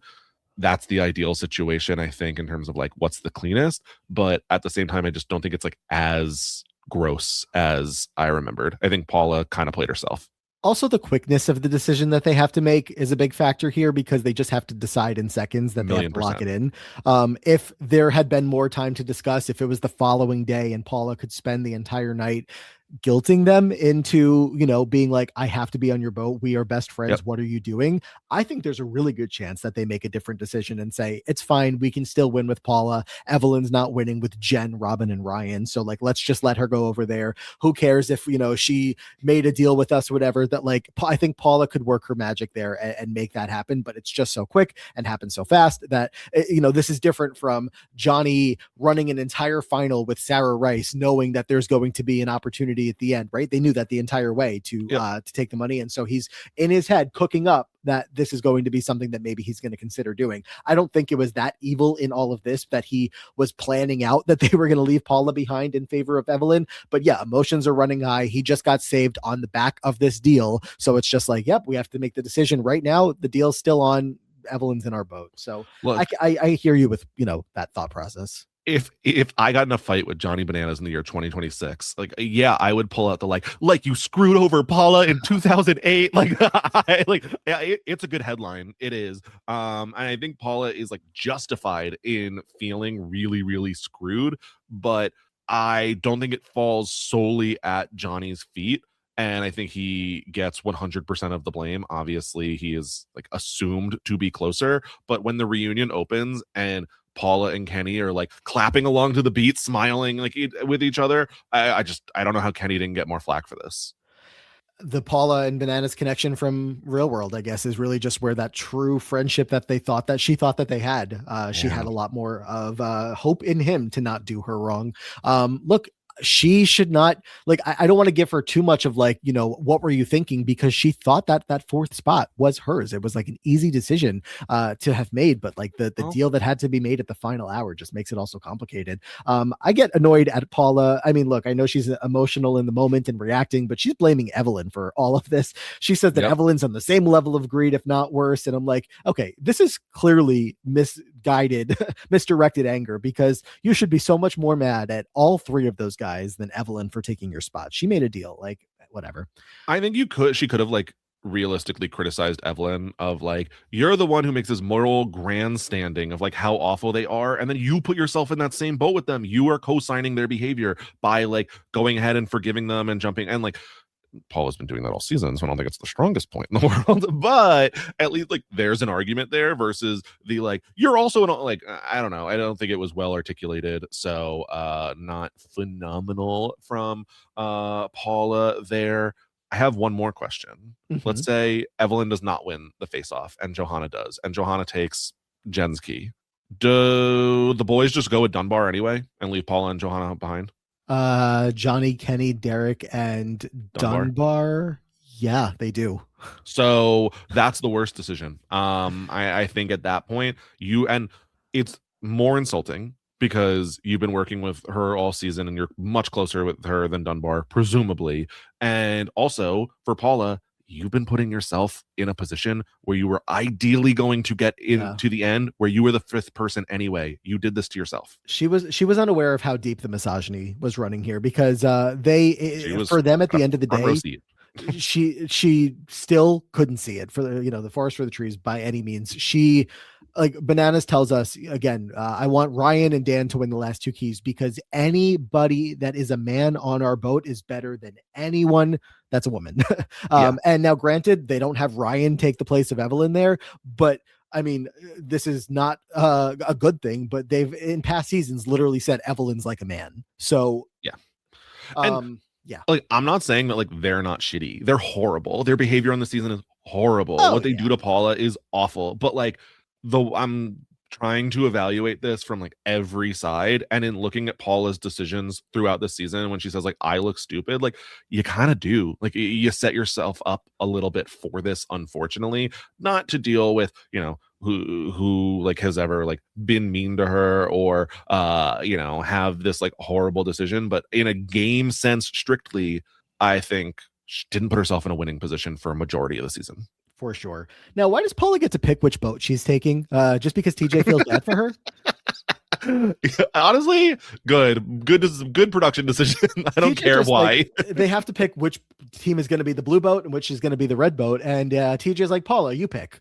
That's it. Yeah, I don't understand this. I'm trying to think of like, okay, who held their key for the longest, who won most recently, who, and I don't think that any of the answers are Paula. So No, Kenny's had his key since episode 1. I'm confused. Makes zero sense. And this is a legit like game mechanic. This is a legit like factor in the final, because the blue boat is already built. The red boat still needs a lot of work to be done. They're not both like, I mean, the blue one wasn't like ready to go, but it had been much more heavily worked on. But Paula gets to claim the blue boat and take her team over there.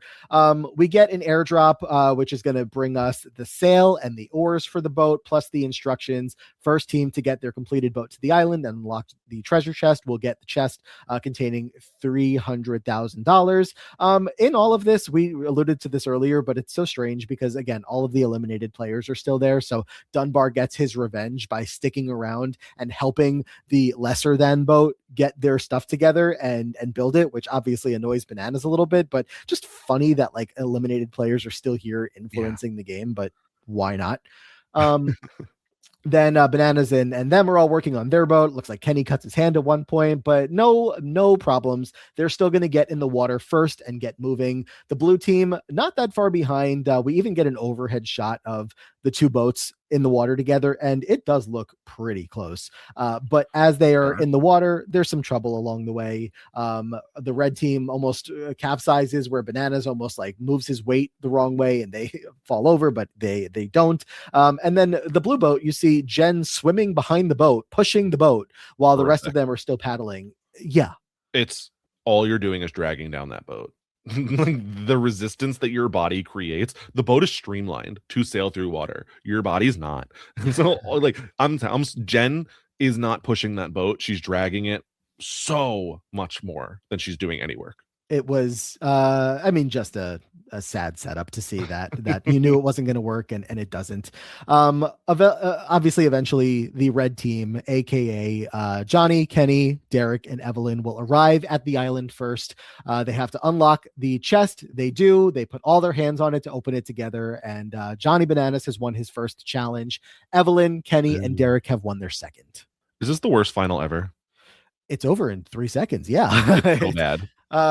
Seasons 1, 2, 3, and 4 that don't even have a legit challenge final are all better than this. Yeah, no, I would rather watch, what Mr. Big or whatever, come in and just be like, congratulations, here's a check. This was bad. This was so bad. Yeah, there's nothing to talk about in the boat race there besides what we just did. The bigger moment here is when the blue boat has arrived. And by the way, the members of the blue boat have arrived, not the boat itself. They jump off the boat and swim to shore.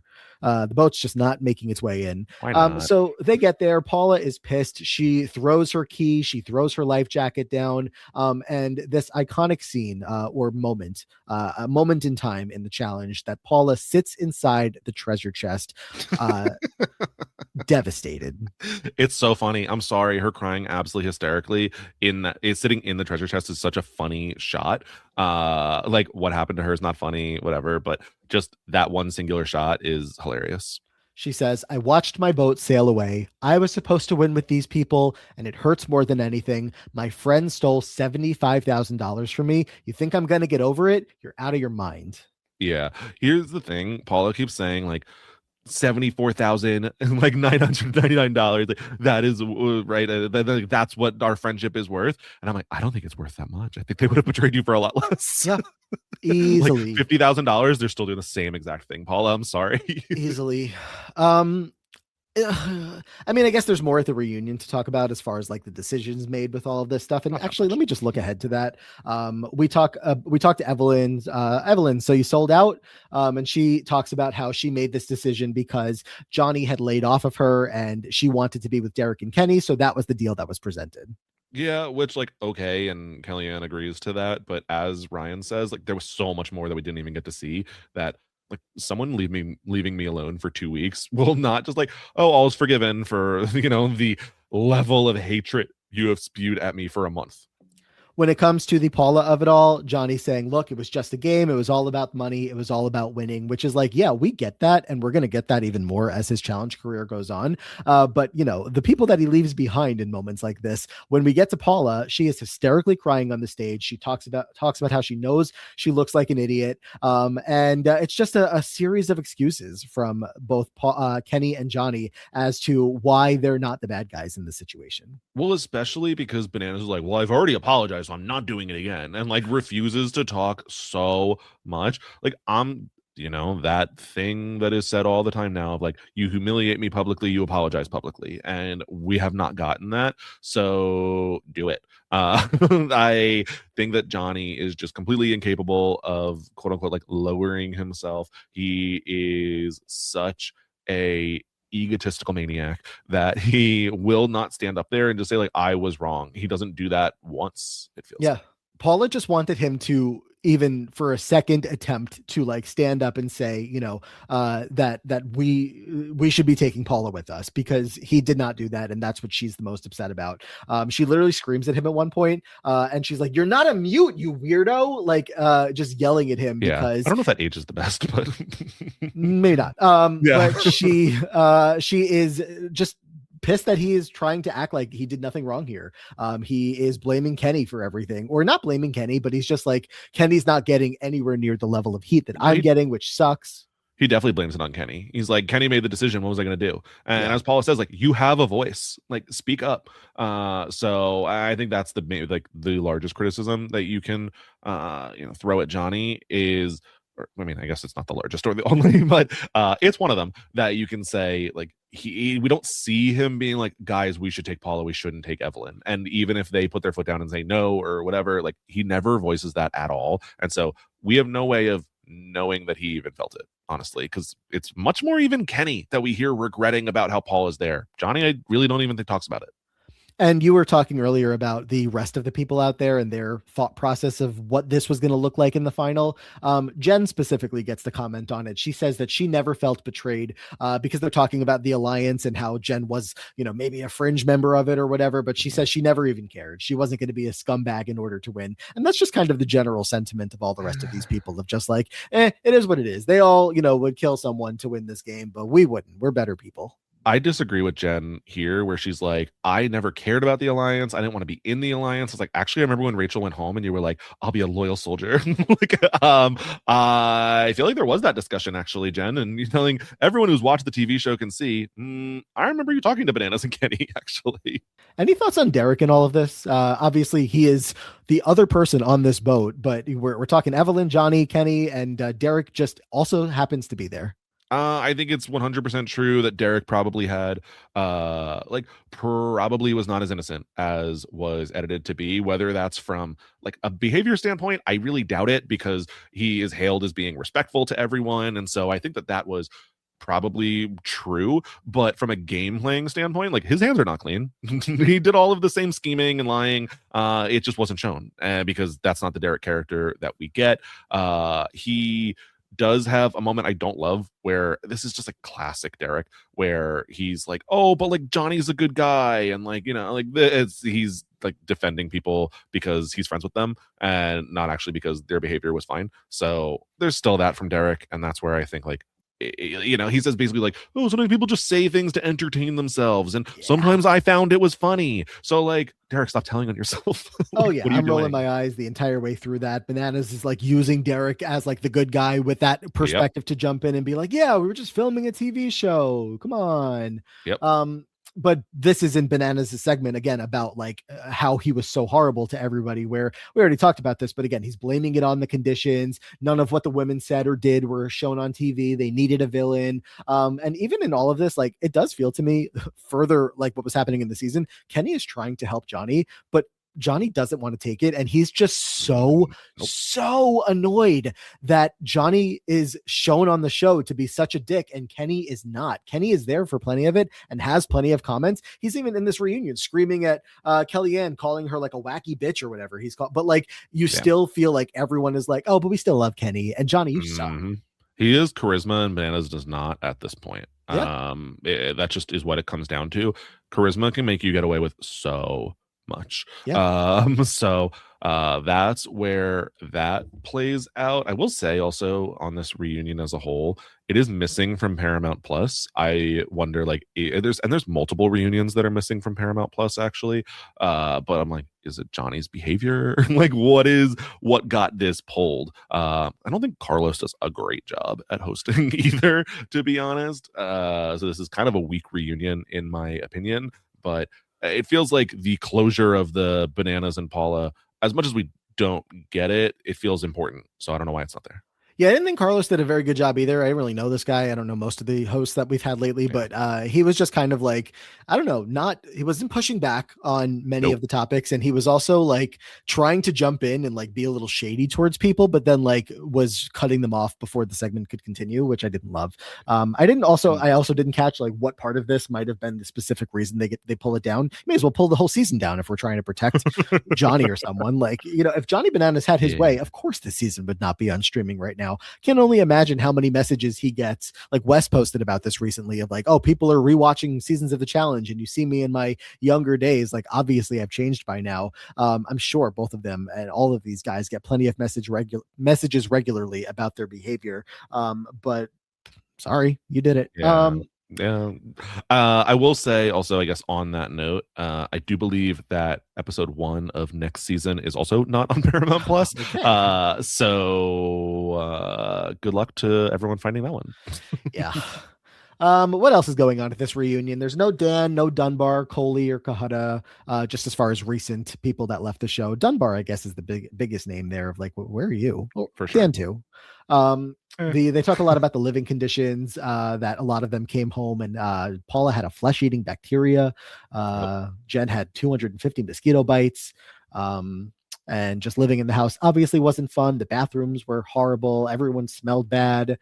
The food controversy and all of the fights that came out of it. Evelyn talks about how, yeah, some of the guys did need more food and we accepted that, but that they took that and ran way too far with it. One of the weirdest parts I thought was when Carlos was like, Robin, did like being dirty affect how sexy you felt? She's like, what? She's like, so taken aback by the question. She's like, why are you asking me this? Because did I say something? Like, it's so out of nowhere. It's not, doesn't have anything to do with what's going on. Robin's not involved. There's no talk of how sexy anyone is on the island. And she's like, no, I actually felt sexy just fine. Thanks, Carlos. Yeah, that's not Carlos's weirdest moments at this reunion. Let's talk about the hookups so I'm going to go a little out of order here, but he's talking to Jen about Jen and Rachel. And yeah, she's like, it was just a girl crush. I didn't want to date her. And he goes, so it's still wiener for you? She says, yes, it's still wiener for me. Yeah. Ryan talks about, how the dirtier the boys got, the sexier they were to him. But he was also kissing a lot of the girls out there. He says, I'm not afraid of vaginas like most gay guys. And Carlos says, so it's still wiener for you?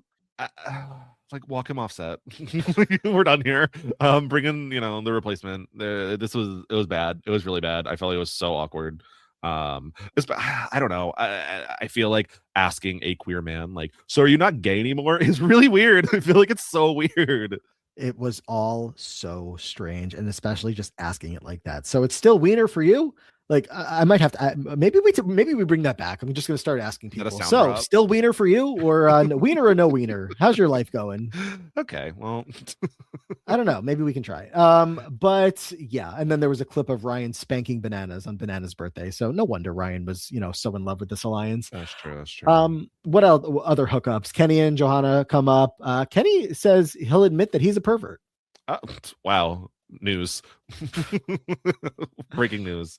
And they apparently did not do much out there, even though Johanna says she was really wanting to. She felt the urge out there. Oh yeah. But not much happened. Yeah, the conditions did not change anything for Johanna. We do find out there's like a looted Paula Dunbar hookup. Paula says they were just sleeping in the same bed. He has a girlfriend, but Paula says she tried. Paula Like, made out with everybody. I mean, leave this that is out, obviously this is obviously more that she was, I guess, going for with Dunbar. Some, I don't know, relationship or just more physicality. But we see her kissing Ryan, Ashley, Robin, Jen. She's making out with everybody, having fun. And then on Robin and Dan, I think this came up already, but just talking about that Robin says, yeah, if sex did happen, it wasn't all that. which I feel like is, I don't know, which is taking like another shot, and is, it seems like Robin is purposefully playing coy when like she knows what happened. So it's like, it's a little annoying. Yes. I want to talk about where all of these finalists, what is up next for them. But is there anything else for you from the reunion that we didn't touch on in some way or another? No, there was, honestly, we talked about more than I even thought from the reunion because it was not good. So let's talk about the losing team first. Paula Walnuts will be back next season, which is going to be interesting because neither Johnny or Kenny will be back, or Evelyn will be back next season. So we'll see what Paula's story ends up being. Paula is on next season and 6 of the next 8. Paula Walnuts era for sure. Damn, Ryan Paula. Kehoe, 2 more seasons before All Stars, including next season. Lots of Ryan right now. Robin is also back next season, and then she will take a 3-season break. So one more Robin. Can't wait to go. for the break. Jen is back next season. She's on 4 of the next 5. So also lots of Jen right now. Can't wait for the break. Evelyn said she was taking a very long break from the challenges. She meant 1 season off. She will be off next season, which is notable because she has just now been on 3 in a row. When she comes back, in modern times, that would be a very long break because the seasons last, 37 episodes. That is true. Back then. But when she comes back after her 1 season off, she will be on 3 of the following 4 seasons. Damn. Kenny and Evelyn, don't forget, have still the exact same seasons that they've been on. So Kenny is also off next season, and then we'll be back for 3 of the next 4. Kenny has not missed a season since he debuted. Wow. Okay, well, interesting. We'll get to see what a season looks like without Kenny, even though he's gone home early at least once. Yes, but this is now 5 seasons in a row for him, and he's about to take a season off. Derek Kaczynski will be back in 2 seasons, but he only has 2 more to go before his 11-season break before Dirty 30. Yeah, he does really wind it down like he threatened. So yeah. I'm so curious because Derek feels so ever present on the challenge to me. Through Dirty 30, at least in my mind, which is not the case at all. So I am curious to reevaluate that all. Yep, we'll see him again in 2 seasons. And Johnny Bananas with what I'm going to just say is a rare season off. He just did 4 in a row since he's debuted. He's only on 1 of the next 3 seasons. Whoa. So he's off season. He's missed so off. few. And then after that stretch of the next 3 seasons where he's only on 1, then he will be on 17 of the following 19. No. Yeah, I know that's coming. Can you believe Johnny Bananas was once on the Good Guys team? They should bring back the Inferno just for the switch up, just to get him on the right team. I can't think of anyone who's gone like switch sides. I can't think of that off the top of my head. Are we ready to rank seasons? I'm ready to rank seasons. I think you need to start with where you view this season before I actually would like you to start with where you view this season, because I want the genuine, what do you think? I just feel like yours is more definitive than mine right now, if I had to guess. I think that you know where you're putting it. I'm guessing, obviously. Can I ask you if are you currently thinking that you want this to be the last season right now? It's either last or second to last. Okay. I'm in that area for sure. Okay. To me, I'm having a hard time putting it last. Okay. I did a lot of digging to just see like what other people were saying. And because as I think you could probably tell along the way, especially in the last part, I was like, but I'm still getting something out of this season, even though it's all really bad and ugly and not fun. Can I just completely steal someone's words from Reddit? They were saying As long as that you credit them. to Shovelman 2001, 4 years ago on the MTV Challenge Reddit. Shout out Um, Shovelman. We Shovelman, actually haven't looked through their post history. Maybe maybe not a not. shout out. But just the some of the things that they were pointing out here of running through what happens in this season. You have the, of course, the big rivalry between Bananas and Johnny, and how that ends is not a good ending, but it's again compelling enough of a storyline. Johanna shamelessly hooking up with one of her ex fiance's friends. Dan and his wild drunken antics. Maybe that's not as fun when you realize that he's actually No. dealing with a lot. Johnny versus Abram, and Rachel almost getting the votes to keep Abram. Johnny was almost out. Kellyanne coming into her own in her rookie season. Evelyn's underdog story the entire way through. Evelyn beating the guys in the jumping competition. Kellyanne and Kahutta and their story, their friendship along the way.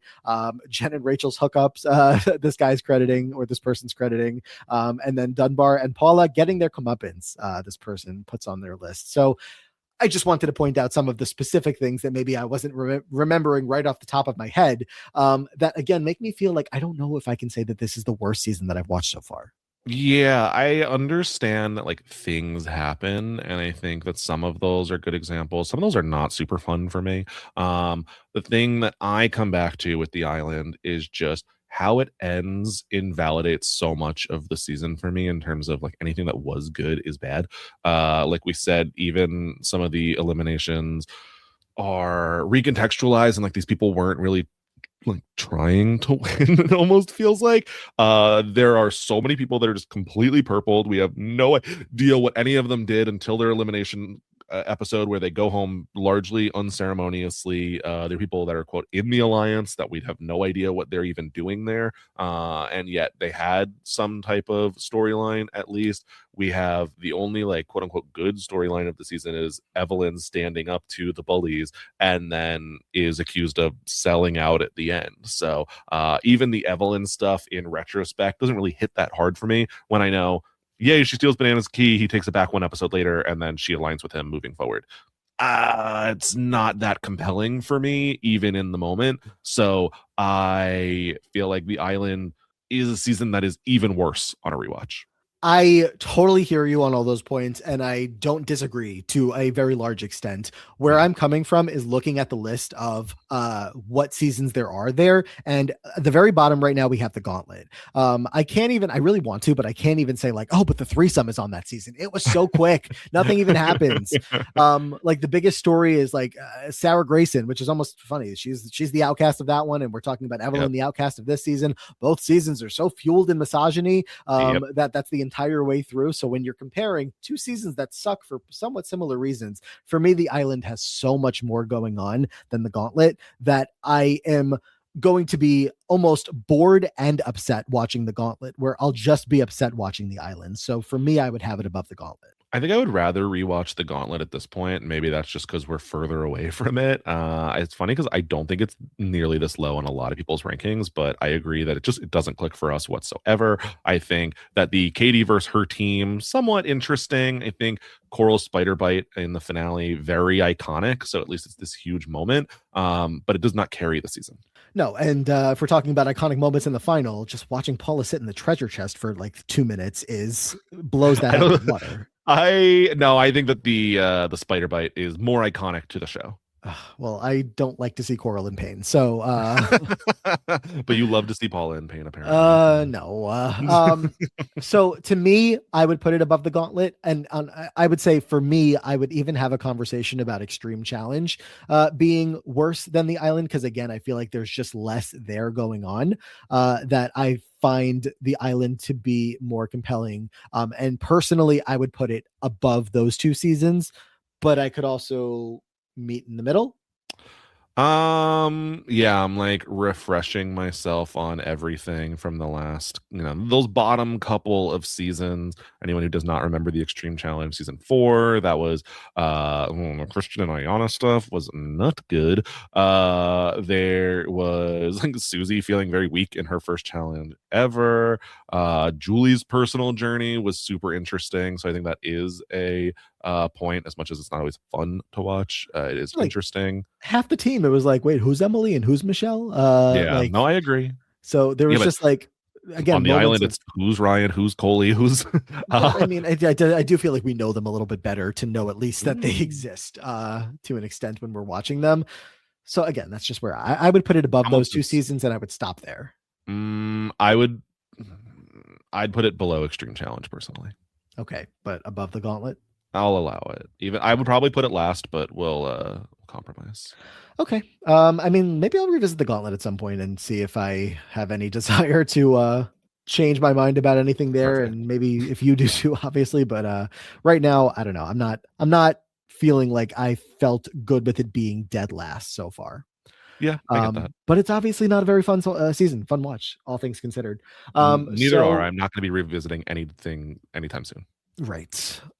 So Mount Rushmore for this season. Said this Mhm. in part 3 that it felt like at least some of these spots were not even worth having the discussion because they're so obvious. I'm guessing you mostly agree on that. I have 2 absolute locks and only 3 people in contention for the other 2 spots. Do you have the well, I'm opening up the confessional count just to look at that real quick. Of course, right Gotcha. now, the leader in confessionals on the season with 87 confessionals to the next person's 52, Johnny Bananas leads the Yeah. way by far. Evelyn and Kenny have 52 each. The next step below them at 40 each is Paula and Derek, then Robin, then Kellyanne. So almost everybody who's there at the end of the game is at the top of the list. You don't have like a random eliminated player above a bunch of people. But you do have Johanna below Coley and Kahada. So that seems worth mentioning. Okay. Yeah, Um, Johanna just is again totally invisible this season. It's a really weird choice. Yes. But the top of the list, again, Johnny, Evelyn, Kenny, Paula, Derek, Robin. So the 2 locks, I mean, why be, silly about it? Evelyn and Bananas, right? Uh-huh. Which order do you think?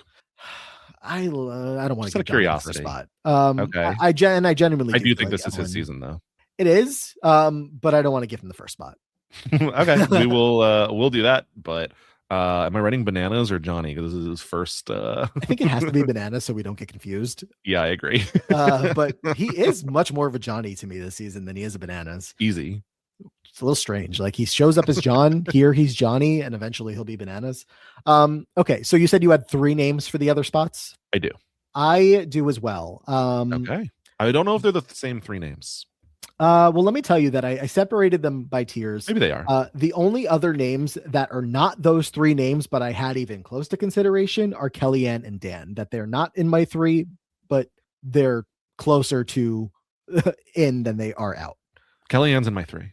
Okay. So then maybe you don't have Robin in your 3. Do not have Robin in my 3. I do. I mean, I don't know that I ultimately saw her landing a spot, but I think that she is, to me, she's like the lock number 5. Okay.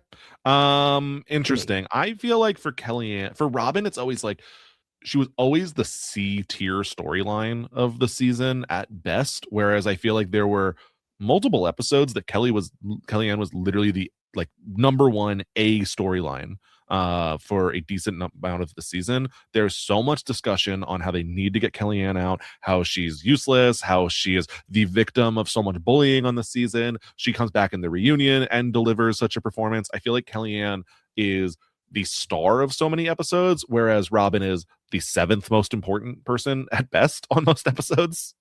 Yeah, no, I can't disagree. I just feel like whenever Robin's story was happening, it was just a lot going on, a lot to pay attention to, and it really did suck me into just the wild world that she was living in out there. But just there are still, to me, at least 4 other names that I think would be above. I guess I Yeah. don't have Kellyanne in that same category, but she's close to it. Kellyanne has a big season. It's a pretty impactful one. I don't know. Maybe I'm just like getting ahead of it here to say that like the 4 names feel like just the 4 names, And the and four everybody who are else the other is 2 names? Paula and Kenny. Yeah, me too. I considered it. For me, there is a point in which I think Kenny is much more present early on in terms of like his dominance in the season. I feel like he does go a little bit quiet for some time. He gets kind of the confessionals that are like the commentary confessionals rather than what's going on the season, and the like game aspect. I feel like he kind of takes a back seat and like honestly even isn't involved as much in the bullying that is so prevalent throughout the season. So it feels like Kenny gets like slightly backseated, in a way that I was like, maybe I would consider him not on there as much. And then for Paula, I think when I think of this season, I think of Paula losing her key. And so like that's the argument for. But when I look at Paula for so much of the rest of the season, she's purpled in over half the episodes.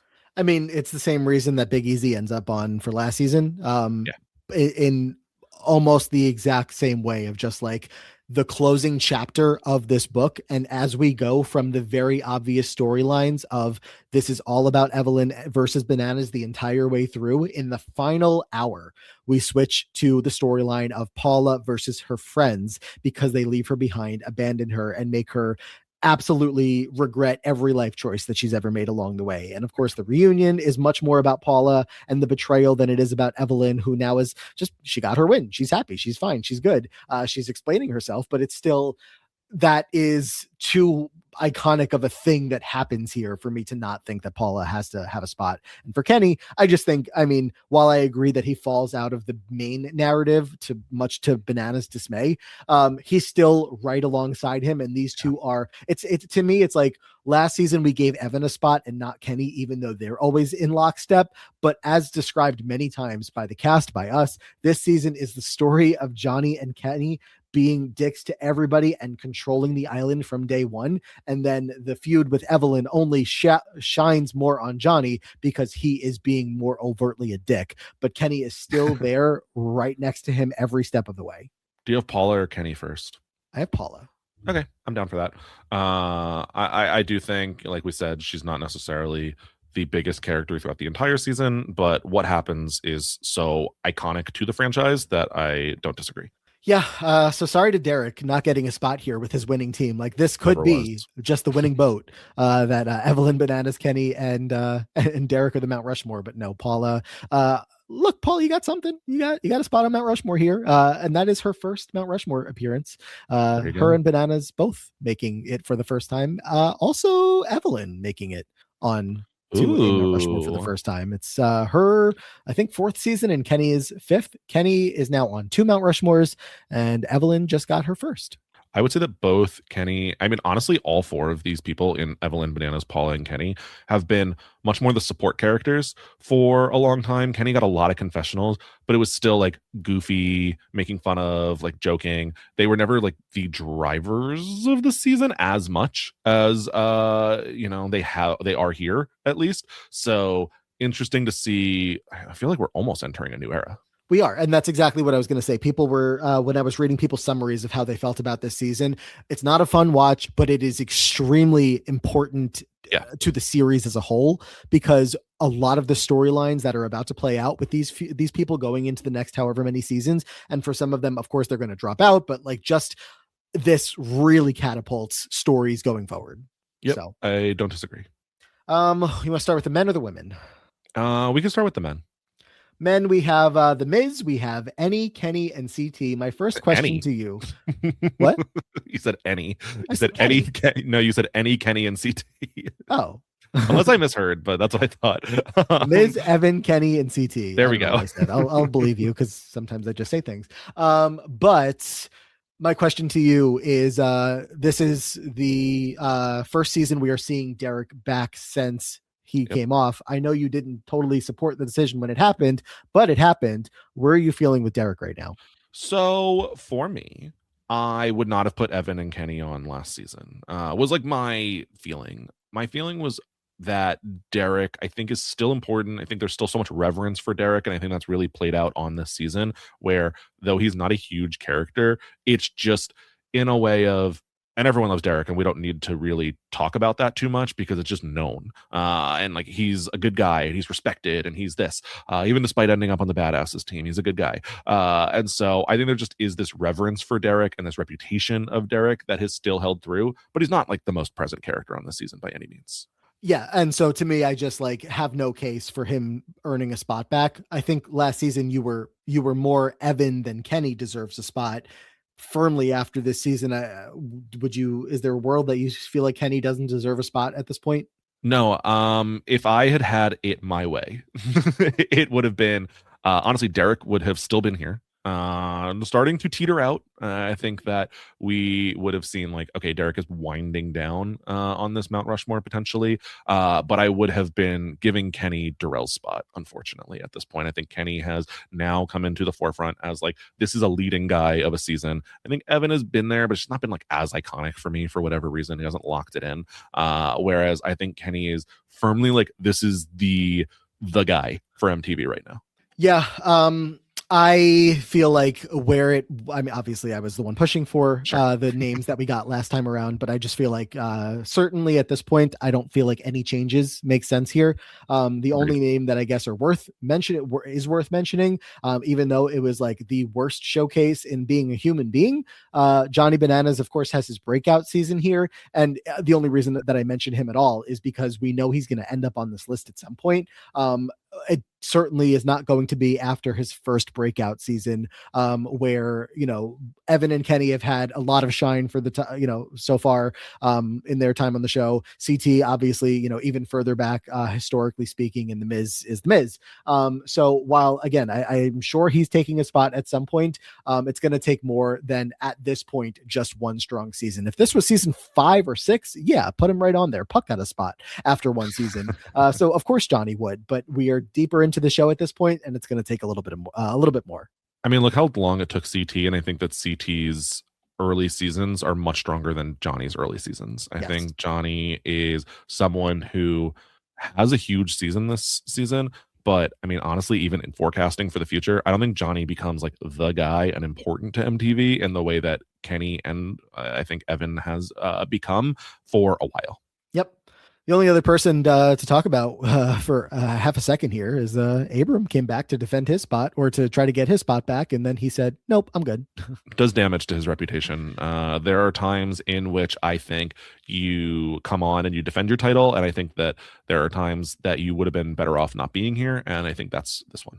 Pushes himself further down the list if there was ever going to be consideration again. On the women's side of the board, we have currently Beth and Tanya and Coral and Veronica. What do we think? For me, I know for a really long time, I had been saying that Beth was the name that can come off here, and I had been pushing for Tanya's spot. She should have kept it through Tina and Diem in my book. But I think Tanya herself comes onto this season and says, maybe it's time that I start winding down and start passing off the torch. And I think that Tanya is whether consciously or not, starting to cede her place in the history of the challenge. I think she is becoming less important, unfortunately. I never thought I'd see the day. Yeah, I mean, I just think that, like I said, there are times when you come on and you defend your spot, and there's times where you damage your reputation. And I think Tanya came on here and has unfortunately shown us that we are moving past Tanya. I think that makes a lot of sense. I honestly, in my thought process of like, what's going to happen next, I just didn't think it was a possibility because I felt like you might hold on to her for as long as you possibly could. And I know how you feel about at least Coral and Veronica, going anywhere anytime soon. So, but with that said, even if Tanya has slipped to like the bottom of this 4 for you, are you considering an addition here? So I'm looking at the names on the list. Let's consider who have done the most seasons. We have Rachel Robinson's return. And I think while she has a good return, I don't think Rachel is nearly iconic enough to take a spot. No, I mean, we can revisit it next season when she'll be back, but definitely not for the showing she had here to top one of these spots, please. No. We have, I would say, who's done even more seasons than Rachel, Robin, come back. And she has a big season, but I don't think it is a starring role by any means. I don't think it's interesting enough to take a spot. I think she needs to have a second season just as impactful as this At one least. was to even have me consider it, because it's been what, 2 or 3 seasons now of me being like, why is Robin here? And this season, Yep. yeah, she flipped that around a little bit, and I was like, okay, I see it. But I mean, I'm looking up and down the list. Is she even on a regular Mount Rushmore for any of I these don't think seasons? so. I know that's not always like Veronica gets on when she hadn't even been on Yep. one to that point, but different, requirements Totally. back then. Robin needs more. Like, I get why she's still a big part of the show, and I especially after this season feel like her impact is more worthwhile, I guess. But yeah, no, I wouldn't plop her in for Yeah. one of these four. I mean, this is the first time that either one of us is considering Robin even in that fifth spot, and Yeah. it's only one of us. So It's you. not so much. Oh, you're I saying meant the fifth spot for the Mount Rushmore. for the season Mount I was like, I'm Rushmore. not considering her for the all time. Whereas no. Whereas Veronica had been constantly at that fifth spot. Robin Correct. has been very far out of contention for every season she's been on. Correct. Basically I'm left with Evelyn. Yeah, that's the name to talk about. Is it a name to add? Is the question. Evelyn has now had four. I keep getting this confused. What is this? Evelyn's fourth season? Evelyn. It This is. was her fourth season. So Evelyn's now had 3 seasons before this. Let's call it 2 seasons before this, because her first one, she's out pretty early. The second one, she wins alongside Kenny and Derek. That was talked about here. The last season, she gets to the final, but she's just kind of blending in with all the rest of the vets in her group, as Big Easy Yep. obviously goes down there. And it's just like the story is about Big Easy, not about the individual people like your Evelyns who make it deep. She's got a bit of a feud with Coral that keeps her a big part of the conversation, but nothing she has done so far can hold a candle to the impact that she has on this season, firmly cementing like her legacy on the show, her place here. And honestly, to me, it's like a little bit of me comparing it to DM when she pops up and she ends up taking a spot on Mount Rushmore. I guess it was easier for her to take a spot because especially you had felt like Tina shouldn't have been there anyway. But like DM had a big impact in those 2 seasons. Evelyn has a huge impact in this season that almost feels like it could be a wrecking ball big enough to knock one of these people out, but I'm not sure. For me, it is less like, I think ideally Tanya would have not been here. Her spot would not have been up for question. And Evelyn needs another strong season before she makes it on. But the combination of Evelyn having a really strong season, becoming a huge character for the franchise, in that she's this massive underdog that does also win the season. I feel like as much as we might not love it, especially like reviewing it now, I feel like MTV did. So I think that she has become much more valuable to the franchise. And Tanya, coupled with her losing steam, is the only reason I'm questioning it. Look, I won't take much convincing to swap out Evelyn with Tanya, because where I was coming at thinking through this ahead of time was that I wasn't ready to swap out Evelyn with Beth, because I just feel like Beth and her legacy throughout the many seasons of the show honestly could have her in like a number 2 spot for me. I've obviously been a little lower on Veronica than you have in considering these, these decisions. So like to me, I could be at a point where I would be like, all right, but also if I have to drop somebody in order to put on the next deserving person, I was considering Evelyn versus Beth. I would definitely be much more open to Evelyn versus Tanya, though I agree that it feels like Evelyn, just given the circumstances of how hard it should be now to get on with the established careers that they've all had, that Evelyn might need another strong season in order to solidify her place here. But you're making compelling points that Tanya is on her way out and Evelyn just had the biggest season that maybe any woman has ever had on the show. Yeah, I am open either way. Honestly, I'm going to leave it to you. I kind of feel like I've laid out the points of, I think Tanya's winding down. I mean, there have been lots of people who have been winding down who didn't come off the Mount Rushmore in that very moment. But I don't know. It's very tough to say whether this is the spot for Evelyn or it's in a time or two. I'm very, very torn. I'm just like also looking back at Tanya's recent season. So she does get a win in her last season. What season was that? Gauntlet 3, probably? No, yes. Inferno 3? Inferno 3. Yeah.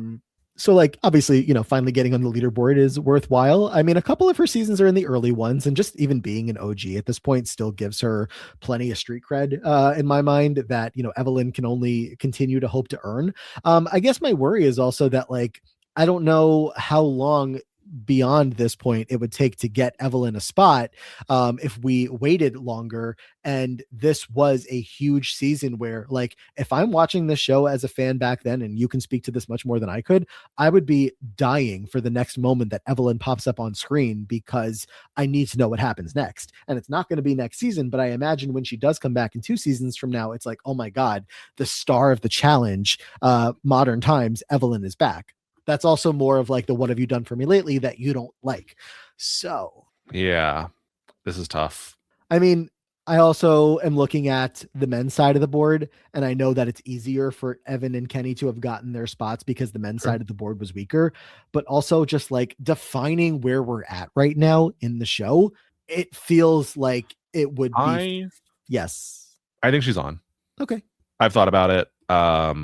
I just have like sorry, I didn't mean to fully No, I'm jump word in there. vomiting until I come to my own decision, but if you've made the Yeah. decision for us, which I do agree with, then that's great. I think she's in there. I think this is the not necessarily the peak of Evelyn. Like I think that it could still come, but I think this is the beginning of Evelyn is really important to the challenge era. I think, like I said, I think she had been largely a side character until now, and I think that whenever she does come back, it's going to be pretty impossible to ignore her. Where I think if certain people came back that are outside of this four, they could largely be ignored and become not the biggest character on their season. So I think it's time for Evelyn. I don't think she has the longest run in challenge history either, so I would like to get her on here before she has like a very short tenure. I mean, I agree with that generally, but also I don't think that even when she's gone, like obviously Quarrel's gone now, and I don't see her getting replaced tomorrow. So No. I think Evelyn could still be on there for a bit, but also the competition is going to get even tenser in some Much of the harder. years after Evelyn's gone because the competitors only get better and better and better. So Yep. yeah, down to get the reign of Evelyn on Mount Rushmore going here. I would have understood if we were waiting, but I would have probably been waiting if you told me it was Beth or Evelyn and I could only pick one. So I'm happy, pleasantly blindsided here with the results. This spot that Evelyn has now taken, what turmoil this spot has gone through. Nothing like this on the men's side. We have Evelyn who took the spot from Tanya 2 seasons in a row. She was there. Who took the spot from DM? Who took the spot from Tina? Who took it from Tanya? Who took it from Katie? Who took it from Ellen? And then you go all the way back to Heather B and Rachel. Oh my So God. this spot has gone through the ringer as far as being given up and passed around. But hopefully Evelyn can hold it down for a little bit. Yeah, again, I will give Tanya the respect of saying if it was up to me, she would have had 2 more seasons in terms of how long she held it. But I think that unfortunately, she admitted her time is moving on. Yes, and we'll see. I mean, she's got the one more season to go, but don't think it'll be a very fun season for her. Yeah, I also didn't really want to take Tanya off at that point, so kind of I will not lie. I appreciate that. Next season is the Duel 2. We've had the Duel 1 and it was pretty high in our rankings. It's currently our third season behind Inferno 1 and Inferno 2. So we'll see if the Duel 2 can hold a candle to that. I feel like the Duel 2 does not get as much hype as I would assume it would, just based on like a pretty popular format, a decent number of popular characters, and also interesting debuts. So I'm very excited to get to the Duel 2. I won't lie, much more excited than the Island. Fair enough. Let me run through who is going to be there. Actually, let me start with the debuts. We've got 3 debuts from the Real World Hollywood in Kim, Nick, and Brittany. Okay. Anyone stand out to you? I remember Nick Brown, definitely. Okay. And Kim Alexander is on 2 seasons, so I should remember her, I think, maybe when I see her face. Okay. Brittany, not remembering. We also have 2 from Real World Sydney, which is Kellyanne Kahutta and Ashley season. Isaac, which is just another name that I know I remember. And Siobhan. I'm so excited for I could not be more excited. Like the most excited I've been for a rookie in a minute. Okay. So that's going to be fun. Returning players from this season, we have Rachel, we have Robin, we have Ryan and Paula and Jen and Dunbar. A lot of big names not there. We already talked about Sure. no. The winning team is all not there at all. Right? That Yeah, is true. none of Yeah, a them. lot of people took a season off. I'm looking at someone's coming out of retirement next season. Someone's coming out of retirement, and some people are coming out of non-planned retirements. But who's? I'm assuming you're looking at one Mark Long. Mark Long, they literally like hung up his jersey. I feel like he passed the torch to Derek quite literally, and never mind, he's back. He'll be back, and it's not the end. Of course, he's got this season, and then he'll have one more, and then he'll have plenty of All Stars appearances, or That's a true. couple, and season 40 for 5 seconds. Mark Long is back next season, as is. Let's go all the way back to Battle of the Sexes and say hi to Ruthie. No, she's been back since then, but that was her first season. Ruthie is back. Yes. Ruthie has had a pretty long layoff. Only the Gauntlet 2 in between, the two Battle of the Sexes season that she's done. So I'm excited to get back to Ruthie, or at least interested. Ruthie is not always my favorite. Weirdly here, Ruthie and Mark Long and the next person, Landon, have all had the same amount of time off, 6 seasons since we last saw them. But Landon is so back. interesting. I am very interested to see what Landon's return looks like. I feel like an extremely hyped up character in challenge history that I don't know if I always buy in on. Well, I guess we'll have to see. Landon, who has 2 more seasons to go, including this next one we're about to watch. Ruthie, though, it will be her final season, so buckle up for that. Well, pre-All-Stars. And then returning from just some time off of the challenge, we have Anissa is back. We have Katie Doyle, CT. We'll see how long that lasts. And Adam King. We have Brad and MJ and Big Easy and DM and Evan and Nehemiah. Davis. Remember Davis? I try not to. Tori Hall, Brooke, and Derek McRae, all some of our recent newbies, are back for their second go around. So I'm interested to see what this is going to look like. This is a weird season. Maybe I understand why it doesn't get as much hype. I just feel like it's a weird cast. I don't think it's a bad cast. I think it's weird though. I believe it's as far as format goes, 2 eliminations every episode or round or whatever it is. So I think it's like a man and a woman leave every episode. So at least we keep the game flowing with people on the way out the door, and usually get some good storyline for each individual person rather than just like, oh, episode 7, here's Coley, great. But yeah, that's what's up next. The duel. I have never said here's Coley, great, for the record. Yeah, I guess that's just me. For the 1 or 2 very good confessionals she had along the way here. Anything else for you on the island? No, I am excited to be sailing away, never to return to the island. Thank God, the conditions were horrible. I hated living here, but on to hopefully better seasons. Well, that's just because the island didn't get you like it got Johanna feeling a certain type of way out there. Whoa. No, you're more feeling like you're smelling the stench of a Kenny, or the toilets with the maggots in it and the flies everywhere. And yeah, thank you. Yeah, I think I'm good as well. I'm sure the island will continue to come up in future seasons and discussions. As we said, it's a pretty big storyline launch for a lot of these players. But I think that's where we leave off here. You can find me on the Diary Room podcast talking to Aman every week about all things Big Brother, a whole different reality show. But hey, check it out if that's a show that you're interested in. And you can also find Scally and I, of course, on our Patreon, patreon.com/The Free Agents Podcast, where every single week we have a new bonus episode.